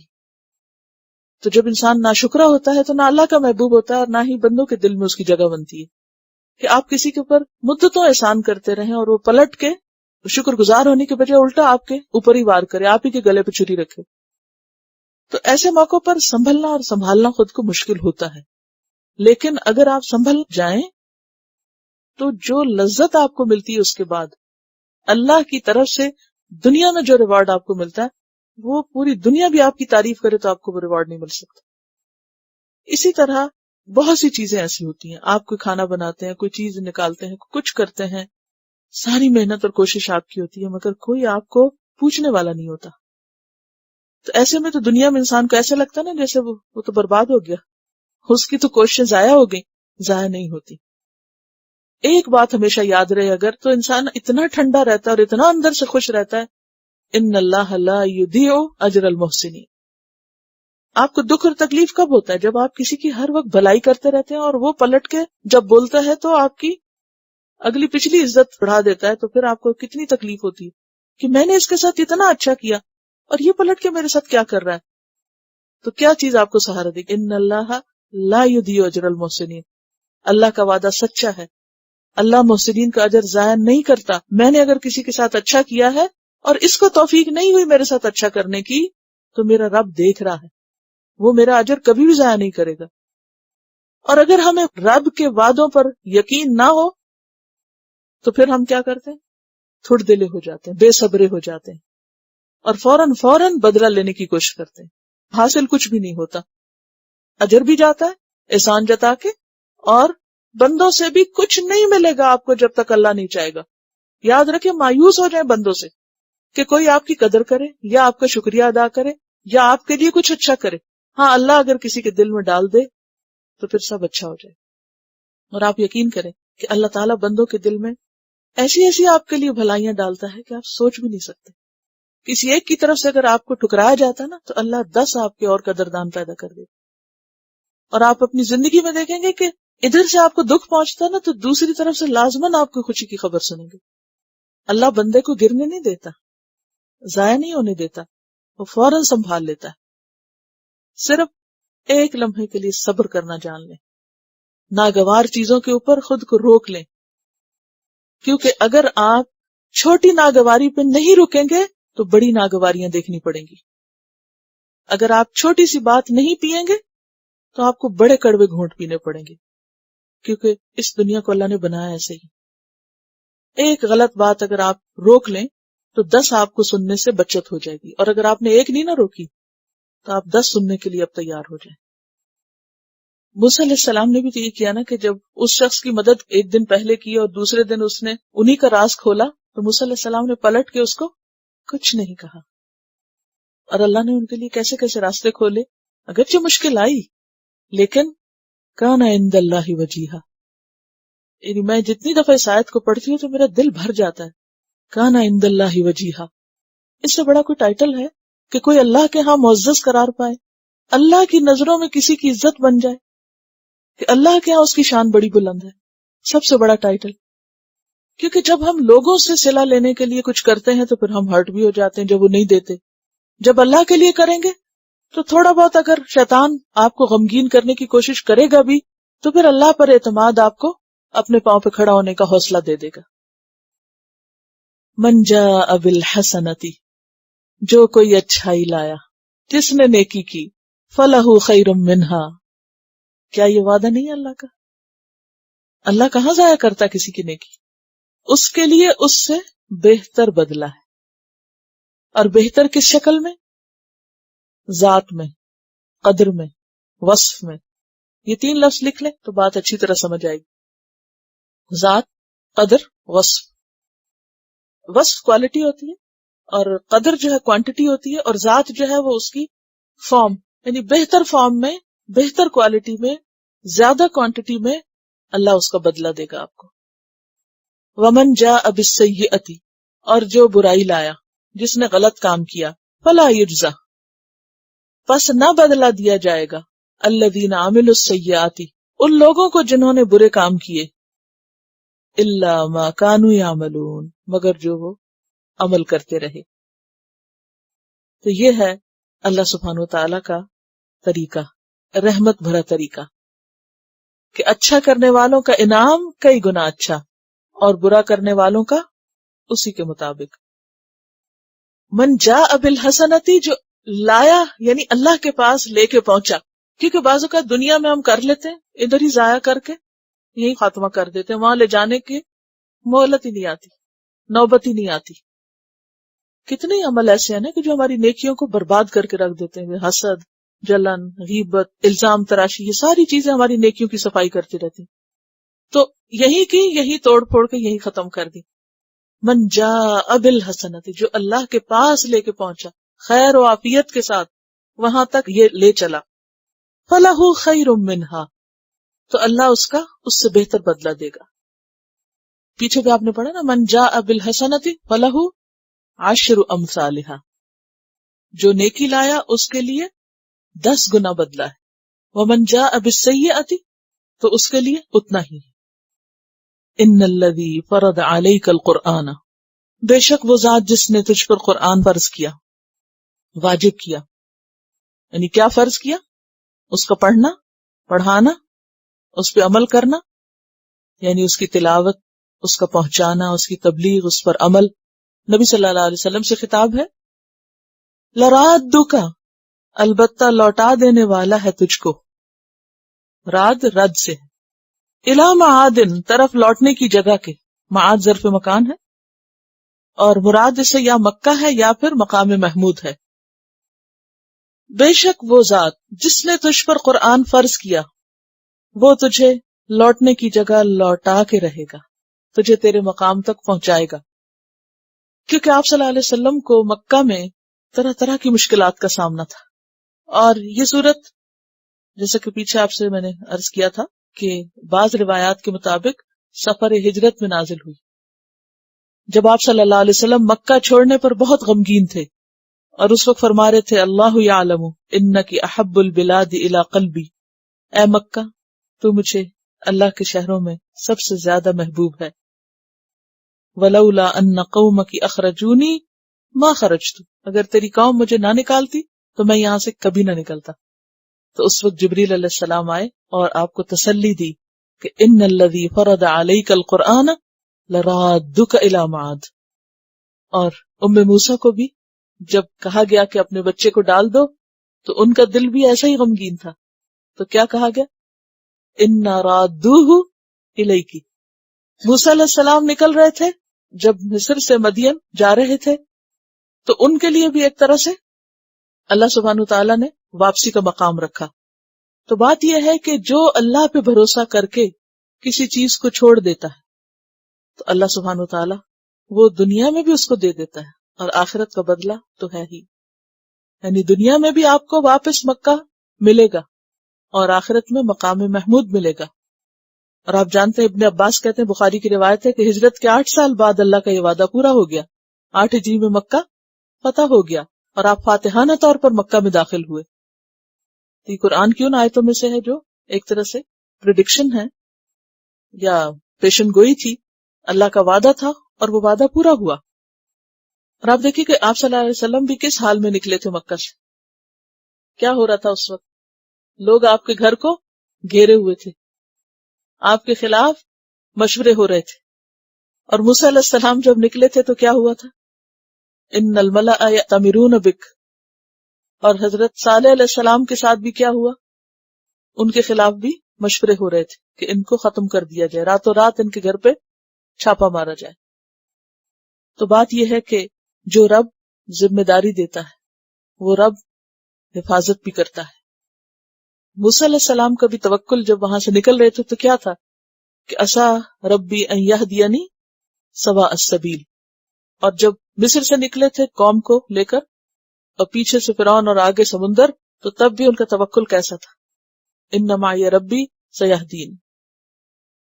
قل ربی اعلم من جاء بالہدی، کہہ دیجئے میرا رب خوب جانتا ہے جو بھی ہدایت لے کے آیا. ومن هو فی ضلال مبین، اور جو کھلی گمراہی میں مبتلا ہے. یعنی میرے رب کو سب کا حال معلوم ہے کہ کون سیدھے رستے پر ہے اور کون بھٹکا ہوا ہے. کیونکہ اہل مکہ تو یہ سمجھتے تھے نا کہ آپ بھٹک گئے ہیں، سابی ہو گئے اور آپ نے فساد پھیلا دیا ہے اور آپ بگاڑ پیدا کر رہے ہیں اور آپ نے امن خراب کر دیا ہے. لیکن اصل بات کیا ہے کہ لوگ کتنا بھی آپ کے خلاف پروپیگنڈا کریں، اگر انسان کو یہ یقین ہو کہ وہ صحیح کر رہا ہے اور اللہ کے ہاں وہ مقبول ہو کوشش، تو پھر غم نہیں کھانا چاہیے، فکر نہیں کرنی چاہیے.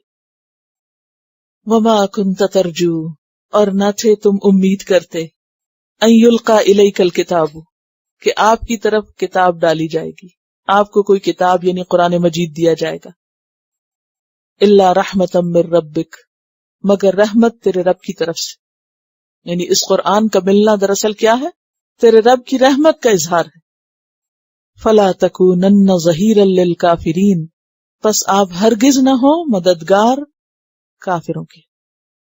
موسیٰ علیہ السلام کو بھی نہیں معلوم تھا کہ وہ مصر کے راستے میں نبوت پائیں گے، اللہ سے ہم کلام ہوں گے. نبی صلی اللہ علیہ وسلم کو بھی نہیں پتا تھا کہ اللہ تعالیٰ ان کو اپنا پیغمبر چن لیں گے اور اتنی بڑی سعادت عطا کریں گے. وما کنت ترجو ان یلقا الیک الکتاب. شروع میں ہم نے آج کیا پڑھا تھا؟ وَرَبُّكَ يَخْلُقُ مَا يَشَاءُ وَيَخْتَارُ. انسان تو موسیٰ علیہ السلام کی طرح اندھیری رات میں چلتا چلا جا رہا ہوتا ہے اور جب اللہ چاہے روشنی دکھا دیتا ہے. کیا ہم سب کے ساتھ بھی ایسے ہی نہیں؟ یہ اللہ ہی کا انعام ہوتا ہے، یہ اللہ ہی کا فیصلہ ہوتا ہے، اللہ کا احسان ہوتا ہے کہ وہ ہمیں اپنے لیے چن لے. وہ چیز جو ہماری سوچ میں اور خیال میں بھی نہ ہو. وما كنت ترجو ان يلقى اليك الكتاب الا رحمة من ربك. یہ انعام ہے، یہ رحمت ہے اپنے رب کی طرف سے. اور اللہ تعالیٰ اتنے دن ہمیں توفیق دے اور ہم جمے رہے بیٹھ کے. بالکل، کیونکہ کتنی زندگی میں اپس اینڈ ڈاؤن آتے ہیں. یہ صرف رب کی رحمت ہے اور اس کا سارا کریڈٹ رب کو جاتا ہے. ہم میں سے کسی کو بھی کسی طرح کسی پہ کوئی احسان جتانے کی ضرورت نہیں. یہ سب اس کا احسان ہے. اگر ہم اپنی زندگی کو دیکھیں تو معلوم نہیں ہم کن کن چیزوں کے پیچھے دوڑ رہے تھے. ادھر گھوم رہے ہیں، ادھر گھوم رہے ہیں، کچھ پتہ نہیں، ادھر جا رہے ہیں ادھر. کبھی پچھلی زندگی کو بیٹھ کے کسی وقت سوچا تو کرے. میں اکثر سوچتی ہوں نا کہ کیسی کیسی پگڈنڈیاں اور کیسے کیسے راستے اور کیسے کیسے زندگی میں مقامات آئے، اور انسان اگر ایک ٹرن کوئی اور لے لیتا تو پتہ نہیں کہاں جا پہنچتا. ایک ٹرن ہی لینا ہوتا نا، اور آپ یہاں نہیں کہیں اور ہو سکتے. الا رحمۃ من ربک، کہ وہ ہمیں پھسلنے نہ دے، دور نہ جانے دے، ادھر ہی موڑ کے رکھے. کیونکہ ہمارا نفس اور ہماری ذات جو ہے وہ قطعاً قابل اعتبار اور قابل بھروسہ نہیں. چھوٹی چھوٹی باتوں پہ تو ہم بڑک اٹھتے ہیں، شیطان ہمارے پیچھے لگ جاتا ہے، وہ موقع پا لیتا ہے. وما كنت ترجو ان يلقى اليك الكتاب، آپ کوئی انتظار لگا کے نہیں بیٹھے ہوئے تھے کہ اچھا میں تیاری کر لوں، اللہ مجھے نبی بنانے والا ہے. اللہ تعالیٰ خود ہی تیاری کر رہا تھا. اور اگر ہم اپنی ناسمجھیوں کو دیکھیں تو ہم تو پتہ نہیں کس کس چیز کی تیاری کر رہے تھے، اور کیا کیا بننے کا خواب دیکھ رہے تھے، اور کیا کچھ کرنے کے لیے کیا سوچ رہے تھے. اور اگر اللہ تعالیٰ وہاں سے نکال کے ہمیں کتاب جیسے خزانے سے ہمکنار کر رہا ہے تو یہ اسی کی رحمت ہے. یہ واقعی رحمت ہے. اور جو رحمت پر شکر گزار ہوگا اللہ اس کو اور دے گا. اور اگر کوئی اس کی ناقدری کرے گا تو پھر دنیا میں کوئی دوسری جگہ نہیں کہ جہاں انسان پناہ پکڑ سکے. فلا تکونن ظہیرا للکافرین، پس نہ تم ہونا ہرگز بھی مددگار کافروں کے. کیا مطلب ہے اس کا؟ یعنی اس نعمت کی چھوٹی سی بھی ناقدری دین کو نہیں کس کو سپورٹ کرتی. اگرچہ آپ صلی اللہ علیہ وسلم خطاب ہے، اگر ہم اپنے آپ کو لے کے دیکھیں کہ اگر ہم اس نعمت کی قدر نہیں کرتے، اس کو نہیں پکڑتے مضبوط، اس کا حق نہیں ادا کرتے، اسے دوسروں تک نہیں پہنچاتے، تو ہم کس کے مددگار ہیں پھر؟ اللہ کے شکر گزاروں کے یا ناشکروں کے؟ ناشکروں کا مددگار بنتے ہیں. دیکھیں نا، اگر ہم اپنا وزن حق کے پلے میں نہیں ڈالتے تو ہم نے باطل کو کیا کر دیا؟ اس کو بیٹ دے دیا. قرآن پر عمل نہ کر کے ہم دوسروں کے پروپیگنڈے کو کیا کر رہے ہیں؟ سچا ثابت کر رہے ہیں. قرآن کو ان تک نہ پہنچا کے لوگ اگر اندھیرے میں ہیں تو ہم کیا کر رہے ہیں؟ انہی کو تقویت دے رہے ہیں. ایک اور جگہ پر بھی آتا ہے نا، ما کنت تدری مل کتاب ولا الایمان، تمہیں نہیں پتا تھا کتاب ہوتی بھی کیا ہے. یعنی نبی صلی اللہ علیہ وسلم 40 سال تک قرآن کے نام سے بھی واقف نہیں تھے، ولا الایمان، ایمان لفظ سے بھی واقف نہیں تھے. ولکن جعلناہ نورا نہدی بہ من نشاء من عبادنا، لیکن ہم نے اس کو نور بنایا، ہم اس کے ذریعے اپنے بندوں میں سے جسے چاہتے ہیں ہدایت بخشتے ہیں، جس کو چاہتے ہیں چن لیتے ہیں. لہٰذا کیا کرنا چاہیے؟ یا ایھا الرسول بلغ ما انزل الیک من ربک وان لم تفعل فما بلغت رسالتہ واللہ یعصمک من الناس. کیونکہ لوگوں کا ڈر اور لوگوں کی باتیں ہمیں اس کام کو کرنے سے روکتی ہیں. بعض اوقات اپنی سستی ہوتی ہے، اور بعض اوقات صرف یہ کہ اب لوگ کہیں گے اچھا اب تک تو تم پڑھ رہی تھی، اب تم نے پڑھانا بھی شروع کر دی، اب تم اور آگے چل پڑے. تو نہیں ہمیں کسی کی نظروں میں برا نہیں بننا. اور کیونکہ اب تک تو لوگ شاید یہ دیکھ رہے ہیں کہ ہاں بھئی پڑھی کسی دن شوق ختم ہو جائے گا اور کسی دن یہ اینڈ ہو جائے گا اور بات ختم ہو جائے گی. لیکن اگلا مرحلہ اس سے مشکل ہوگا، کیونکہ جب انسان دینے کے مرحلے میں آتا ہے تو تکلیف زیادہ ہوتی، لینے کا مرحلہ پھر خوشگوار ہوتا ہے. حضرت شعیب سے کہا تھا نا کہ قوم نے بہت ساری امیدیں وابستہ تھیں کہ تم ہماری دنیا کے لیے بہت مفید کارکن ثابت ہوگے، تو تم نے یہ کیا سب دین کی رٹ لگا رکھی. ولا یصدنک، اور ہرگز نہ روکے تجھ کو، عن آیات اللہ کی آیات سے، بعد اذ انزلت الیک، اس کے بعد کہ وہ آپ کی طرف نازل کر دی گئی ہیں. اس راستے کو اب چھوڑنا نہیں، اس سے رکنا نہیں. وَادْعُ إِلَىٰ رَبِّكَ، اور اپنے رب کی طرف بلاتے رہو. اس کتاب کے ذریعے لوگوں کو اپنے رب کی طرف بلاتے رہو. وَلَا تَكُونَنَّ مِنَ الْمُشْرِكِينَ، اور تم مشرکین میں سے ہرگز نہ ہونا. کیا بھلا کوئی سوچ بھی سکتا ہے کہ نبی صلی اللہ علیہ وسلم جو شرک کے خلاف لوگوں کو توحید کی طرف لا رہے ہیں وہ مشرکین میں سے ہوں گے؟ ہرگز نہیں. مراد اس سے کیا ہے؟ اس کام کو چھوڑنا کس کو سپورٹ کرنا ہے؟ مشرکین کو سپورٹ کرنا ہے. بہت زبردست ایکسپریشن ہے یہ. اور اگر اللہ کے حکم کو چھوڑ کر لوگوں کی باتوں کی اہمیت دے کر لوگوں کی باتوں میں آ کر اس کام کو چھوڑ دیں تو کیا کیا؟ یہی تو شرک ہے. لوگوں کو برابر کر لیا. وَلَا يَسُدُّنَّكَ عَنْ آيَاتِ اللَّهِ بَعْدَ إِذْ أُنزِلَتْ إِلَيْكَ وَادْعُ إِلَىٰ رَبِّكَ وَلَا تَكُونَنَّ مِنَ الْمُشْرِكِينَ وَلَا تَدْعُ مَعَ اللَّهِ إِلَٰهًا آخَرَ لَا إِلَٰهَ إِلَّا هُوَ. پھر توحید کی بات. نہ تم پکارو اللہ کے ساتھ کسی اور کو الہ. کسی اور کی عبادت نہیں، کسی اور کی غلامی نہیں، کسی اور کی بات نہیں ماننی مگر اللہ کی. لا الہ الا ہو. کیوں؟ کل شیء ہالک، ہر چیز ہلاک ہونے والی ہے. میں صبح اپنے میز پہ بیٹھ کے اس کو پڑھ رہی تھی.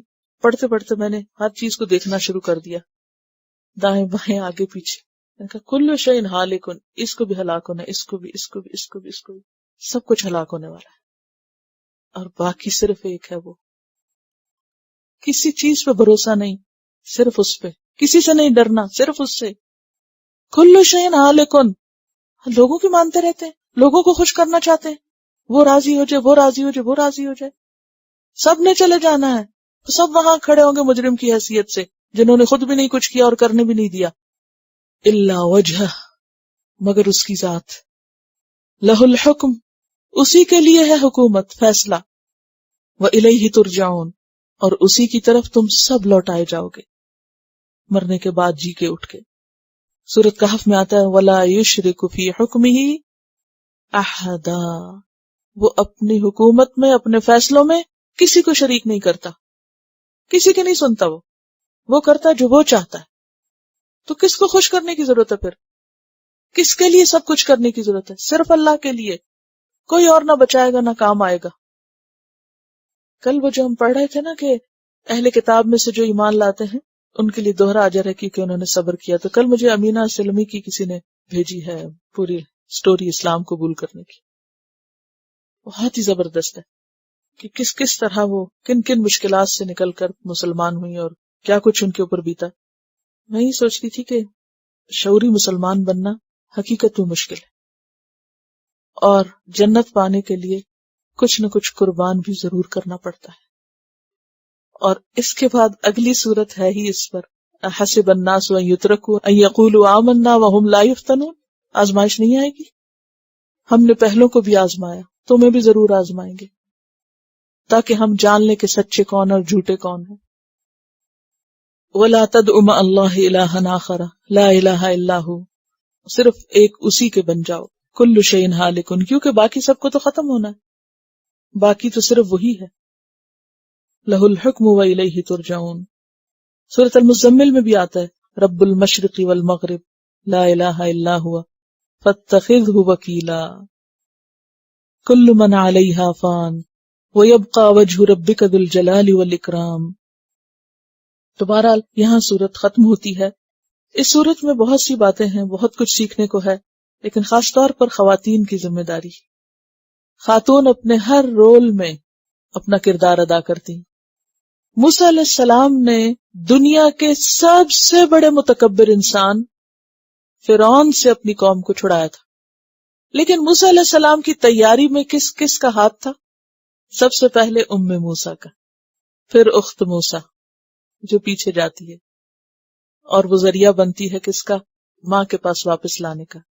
پھر زوجت فرعون کا، حضرت آسیہ کا، کہ انہوں نے فرعون جیسے شخص کو منا لیا کس پر؟ بچے کو اڈاپٹ کرنے پر اور اس کو اپنے گھر پہ رکھنے پر. اور پھر اس کے بعد پیغمبری ملی تو اس وقت کون ساتھ تھی؟ بیوی ساتھ تھی، اور 10 سال ان کے ہاں رہے. یعنی ایک طرح سے ان عورتوں کی مدد ذریعہ بنی پھر آئندہ شادی کا، اور پھر شادی کے بعد اس عورت کی کتنی بڑی قربانی کہ وہ اپنا گھر بار وطن چھوڑ کر شوہر کے ساتھ جا رہی ہے. اور کہاں جا رہی ہے؟ ایسی قوم میں جا رہی ہے کہ جو غلام ہے، نو فیوچر. موسیٰ علیہ السلام کو کچھ پتہ نہیں تھا کہ آئندہ کیا ہونے والا ہے. وہ جائیں گے، فرعون چھوڑے گا بھی یا نہیں. کیا ہم اپنی بیٹی کو کسی ایسے شخص کے ساتھ جس کی جان خطرے میں ہو، جس کی گرفتاری کے وارنٹ نکلے ہوئے ہوں، بھیجیں گے؟ تو اس سے پتہ چلتا ہے کہ وہ شخص بھی کتنا نیک تھا. اللہ تعالیٰ نے ان کا رشتہ بھی کہاں جوڑا؟ انہی جیسے لوگوں کے ساتھ.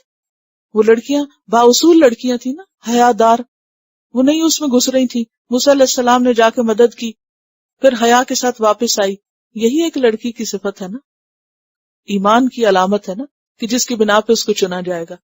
اور پھر ان کے گھر میں 10 سال رہے ہیں، اور پھر اس کے بعد ان کو لے کے مصر جا رہے ہیں، جہاں قوم کی حالت بھی خراب ہے اور جہاں اپنی بھی جان کو خطرہ ہے، لیکن بیوی ساتھ دیتی ہے.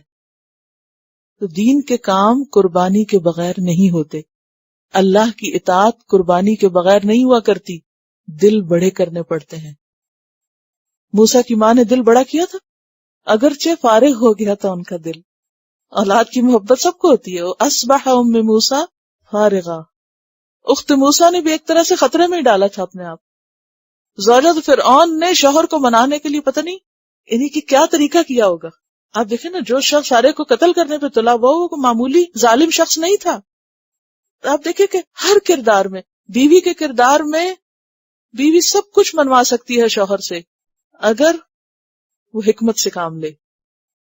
ہم میں سے اکثر عورتیں کیا کہتی ہیں؟ یہ کام نہیں کرتے، شوہر نہیں مانتے. اگر حضرت آسیہ فرعون کو منوا سکتی ہیں تو الحمدللہ ہم میں سے کسی کا شوہر کسی درجے پہ بھی نہیں اس کے ساتھ. یعنی مطلب یہ ہے کہ کسی نہ کسی طریقے سے دین کے کام کے لیے اکثر لوگ کہتے ہیں نا کہ نہیں میرے شوہر نے بتا دیا، بس صرف کورس کی حد تک تمہیں اجازت ہے، اس کے بعد تم اجازت مت مانگنا آگے. کہا کریں کوئی نہیں، ٹھیک ہے جیسے آپ کہیں، جو اللہ چاہے گا ہوگا، ہنس کے ٹال دی. لیکن کبھی یہ یاد رکھیں کہ یہ نہیں ہو سکتا کہ ہر چیز آپ کے راستے میں تیار ہو، ہموار ہو اور آپ آرام سے چلیں. مشکلات اور پابندیاں اور رکاوٹیں اور بندشیں آئیں گی، اور ایک کے بعد ایک آئیں گی، لیکن حوصلے، صبر، تحمل، اور سب سے بڑھ کر وہی جو موسیٰ علیہ السلام نے کیا، ہر موقع پہ دعا. اگر ساری دنیا بھی مل کے کھڑی ہو جائے نا ایک لائن میں اور کہے تم یہ کام نہیں کر سکتے، تو بھی نہیں گھبرایا کریں. یہ میری نصیحت یاد رکھیں، کیونکہ میں نے ایسے ایسے دروازے کھلتے دیکھے اپنی زندگی میں جو حیران کن، جو کبھی تصور میں بھی نہیں آ سکتا تھا یہ کھلے گا. لیکن جب اللہ چاہتا ہے تو سب کھلتا ہے. لوگوں کے اوپر مت توقع رکھیں کہ کوئی آ کے آپ کے لیے کھولے گا، اس سے مانگا کریں. تو جو اس سے مانگتا ہے اس کو وہ دیتا ہے، لیکن ہم اسی سے مانگنا بھول جاتے ہیں اور لوگوں سے توقع رکھتے ہیں کہ یہ کچھ کر دے، ہمیں یہ کام آ جائے، وہ مدد دے دے. تو یہاں پر آپ دیکھیے کہ عورت ہو کر کبھی سیلف پٹی کا شکار نہ ہو کہ کاش ہم مرد ہوتے تو پتہ نہیں کیا کیا کرتے، اب تو ہم مظلوم ہیں، کبھی باپ کے گھر میں مظلوم ہیں اور کبھی شوہر کے ہاتھوں مظلوم ہیں اور کبھی فلاں کے ہاتھوں.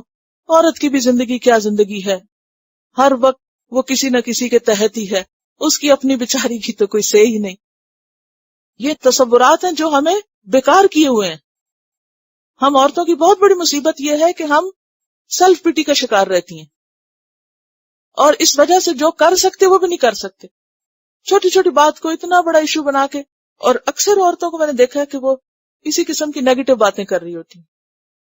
کل تک باپ کے گھر میں غلام تھے، وہاں نہیں کو نکلنے دیتا تھا، اب شوہر کے ہاتھ میں پھنس گئے ہیں، وہ نہیں کہیں جانے دیتا، بچے بڑے ہو گئے ہیں، اب یہ پاؤں نہیں چھوڑتے. یعنی سب ہوتا ہے، ان کو بھی ساتھ لے کے چلیں.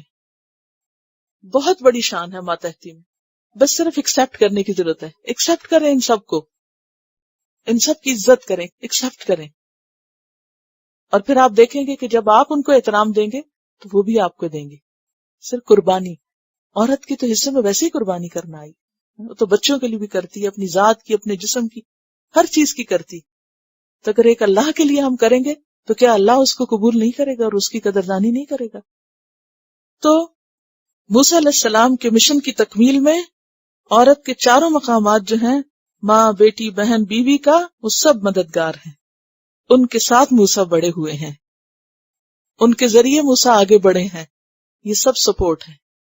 ماں تعاون نہ کرتی، بہن نہ کرتی، حضرت آسیہ نہ کرتی، بیوی نہ کرتی، تو موسیٰ نہ ہوتے. موسیٰ یہ کام نہیں کر سکتے تھے. تو ہم دونوں طرح کا رول، شوہر اگر کام کر رہا ہے تو اس کے لیے معاون، بیٹا کر رہا ہے تو اس کے لیے، بھائی کر رہا ہے تو، یعنی ہر صورت میں ہمیں دوسروں کے لیے بھی ایک سپورٹ بننا ہے. اور یہ اس وقت ہوتا ہے جب ہم اپنے حقوق میں کمی کر لیں اور اس کی شکایت نہ کریں. کیونکہ بعض اوقات ہم کمی کر بھی لیتے ہیں پھر رونا دھونا بھی ڈالے رکھتے ہیں، شوہر یہ نہیں کرتے، شوہر وہ نہیں سنتے، شوہر فلاں نہیں کرتے. ایکسپٹ کریں، جیسے ہیں ایکسپٹ کریں. تو اس میں آپ دیکھیے کہ ایک اور اہم بات جو اس صورت سے سامنے آتی ہے، موسیٰ علیہ السلام نے حضرت خضر کی 3 باتوں پر اعتراض کیا تھا نا. کون سا؟ کہ تم نے کشتی میں سوراخ کیوں کیا، کہ کشتی ڈوب جائے گی. تو اب دیکھیں ان کی والدہ نے بھی تو ان کو پانی میں ڈال دیا تھا. پھر یہ کہ وہ بچے کو قتل کر دیا تھا تو ان سے خود بھی ہوا تھا. اور پھر یہ کہ دیوار بنا دی تھی اس قوم کی جس نے ان کی مہمانی نہیں کی تھی. تو موسیٰ علیہ السلام نے بھی تو ان کو پانی دیا تھا. تو بہرحال بات یہ ہے کہ اللہ سبحانہ و تعالیٰ انسان کو مختلف طریقوں سے آزماتا ہے، اور بعض اوقات وہ چیزیں جو ہمارے اپنے ساتھ ہوتی ہیں ہم دوسروں میں وہ چیزیں دیکھنا نہیں چاہتے. یعنی ہماری ایک انسانی کیفیات ہوتی ہے نا، وہ ہم جو کام ہم خود کر رہے ہوتے ہیں ہم چاہتے ہیں ہمارے ساتھ وہ کوئی اور نہ کرے، یا پھر ہم اسی کو دوسرے کے اندر عجیب سمجھتے ہیں. تو یہ سب چیزیں سیکھنے کی ہیں. اللہ تعالیٰ ہم سب کو بہترین سمجھ اور فہم عطا کرے.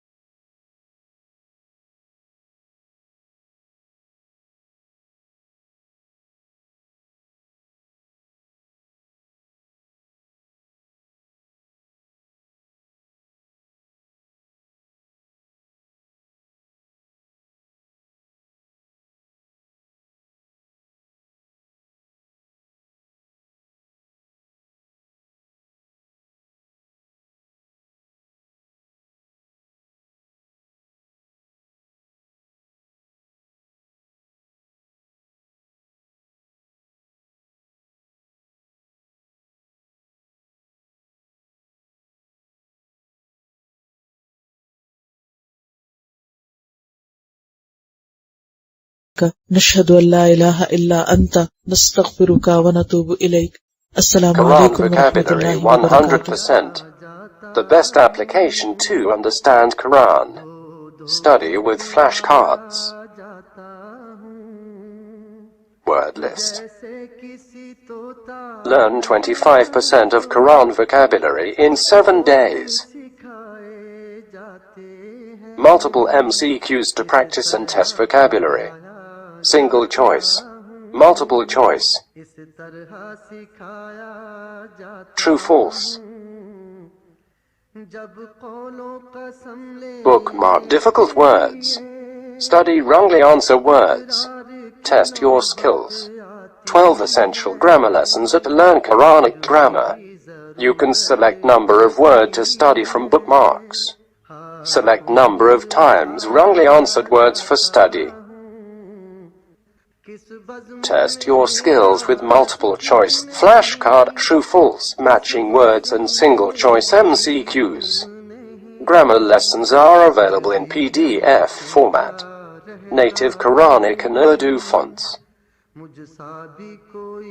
Available at Google Play and Apple App Stores. Download it today to contribute in the Islamic Apps Development Project. Quran vocabulary 100% in Urdu. Visit smartappsweb.com.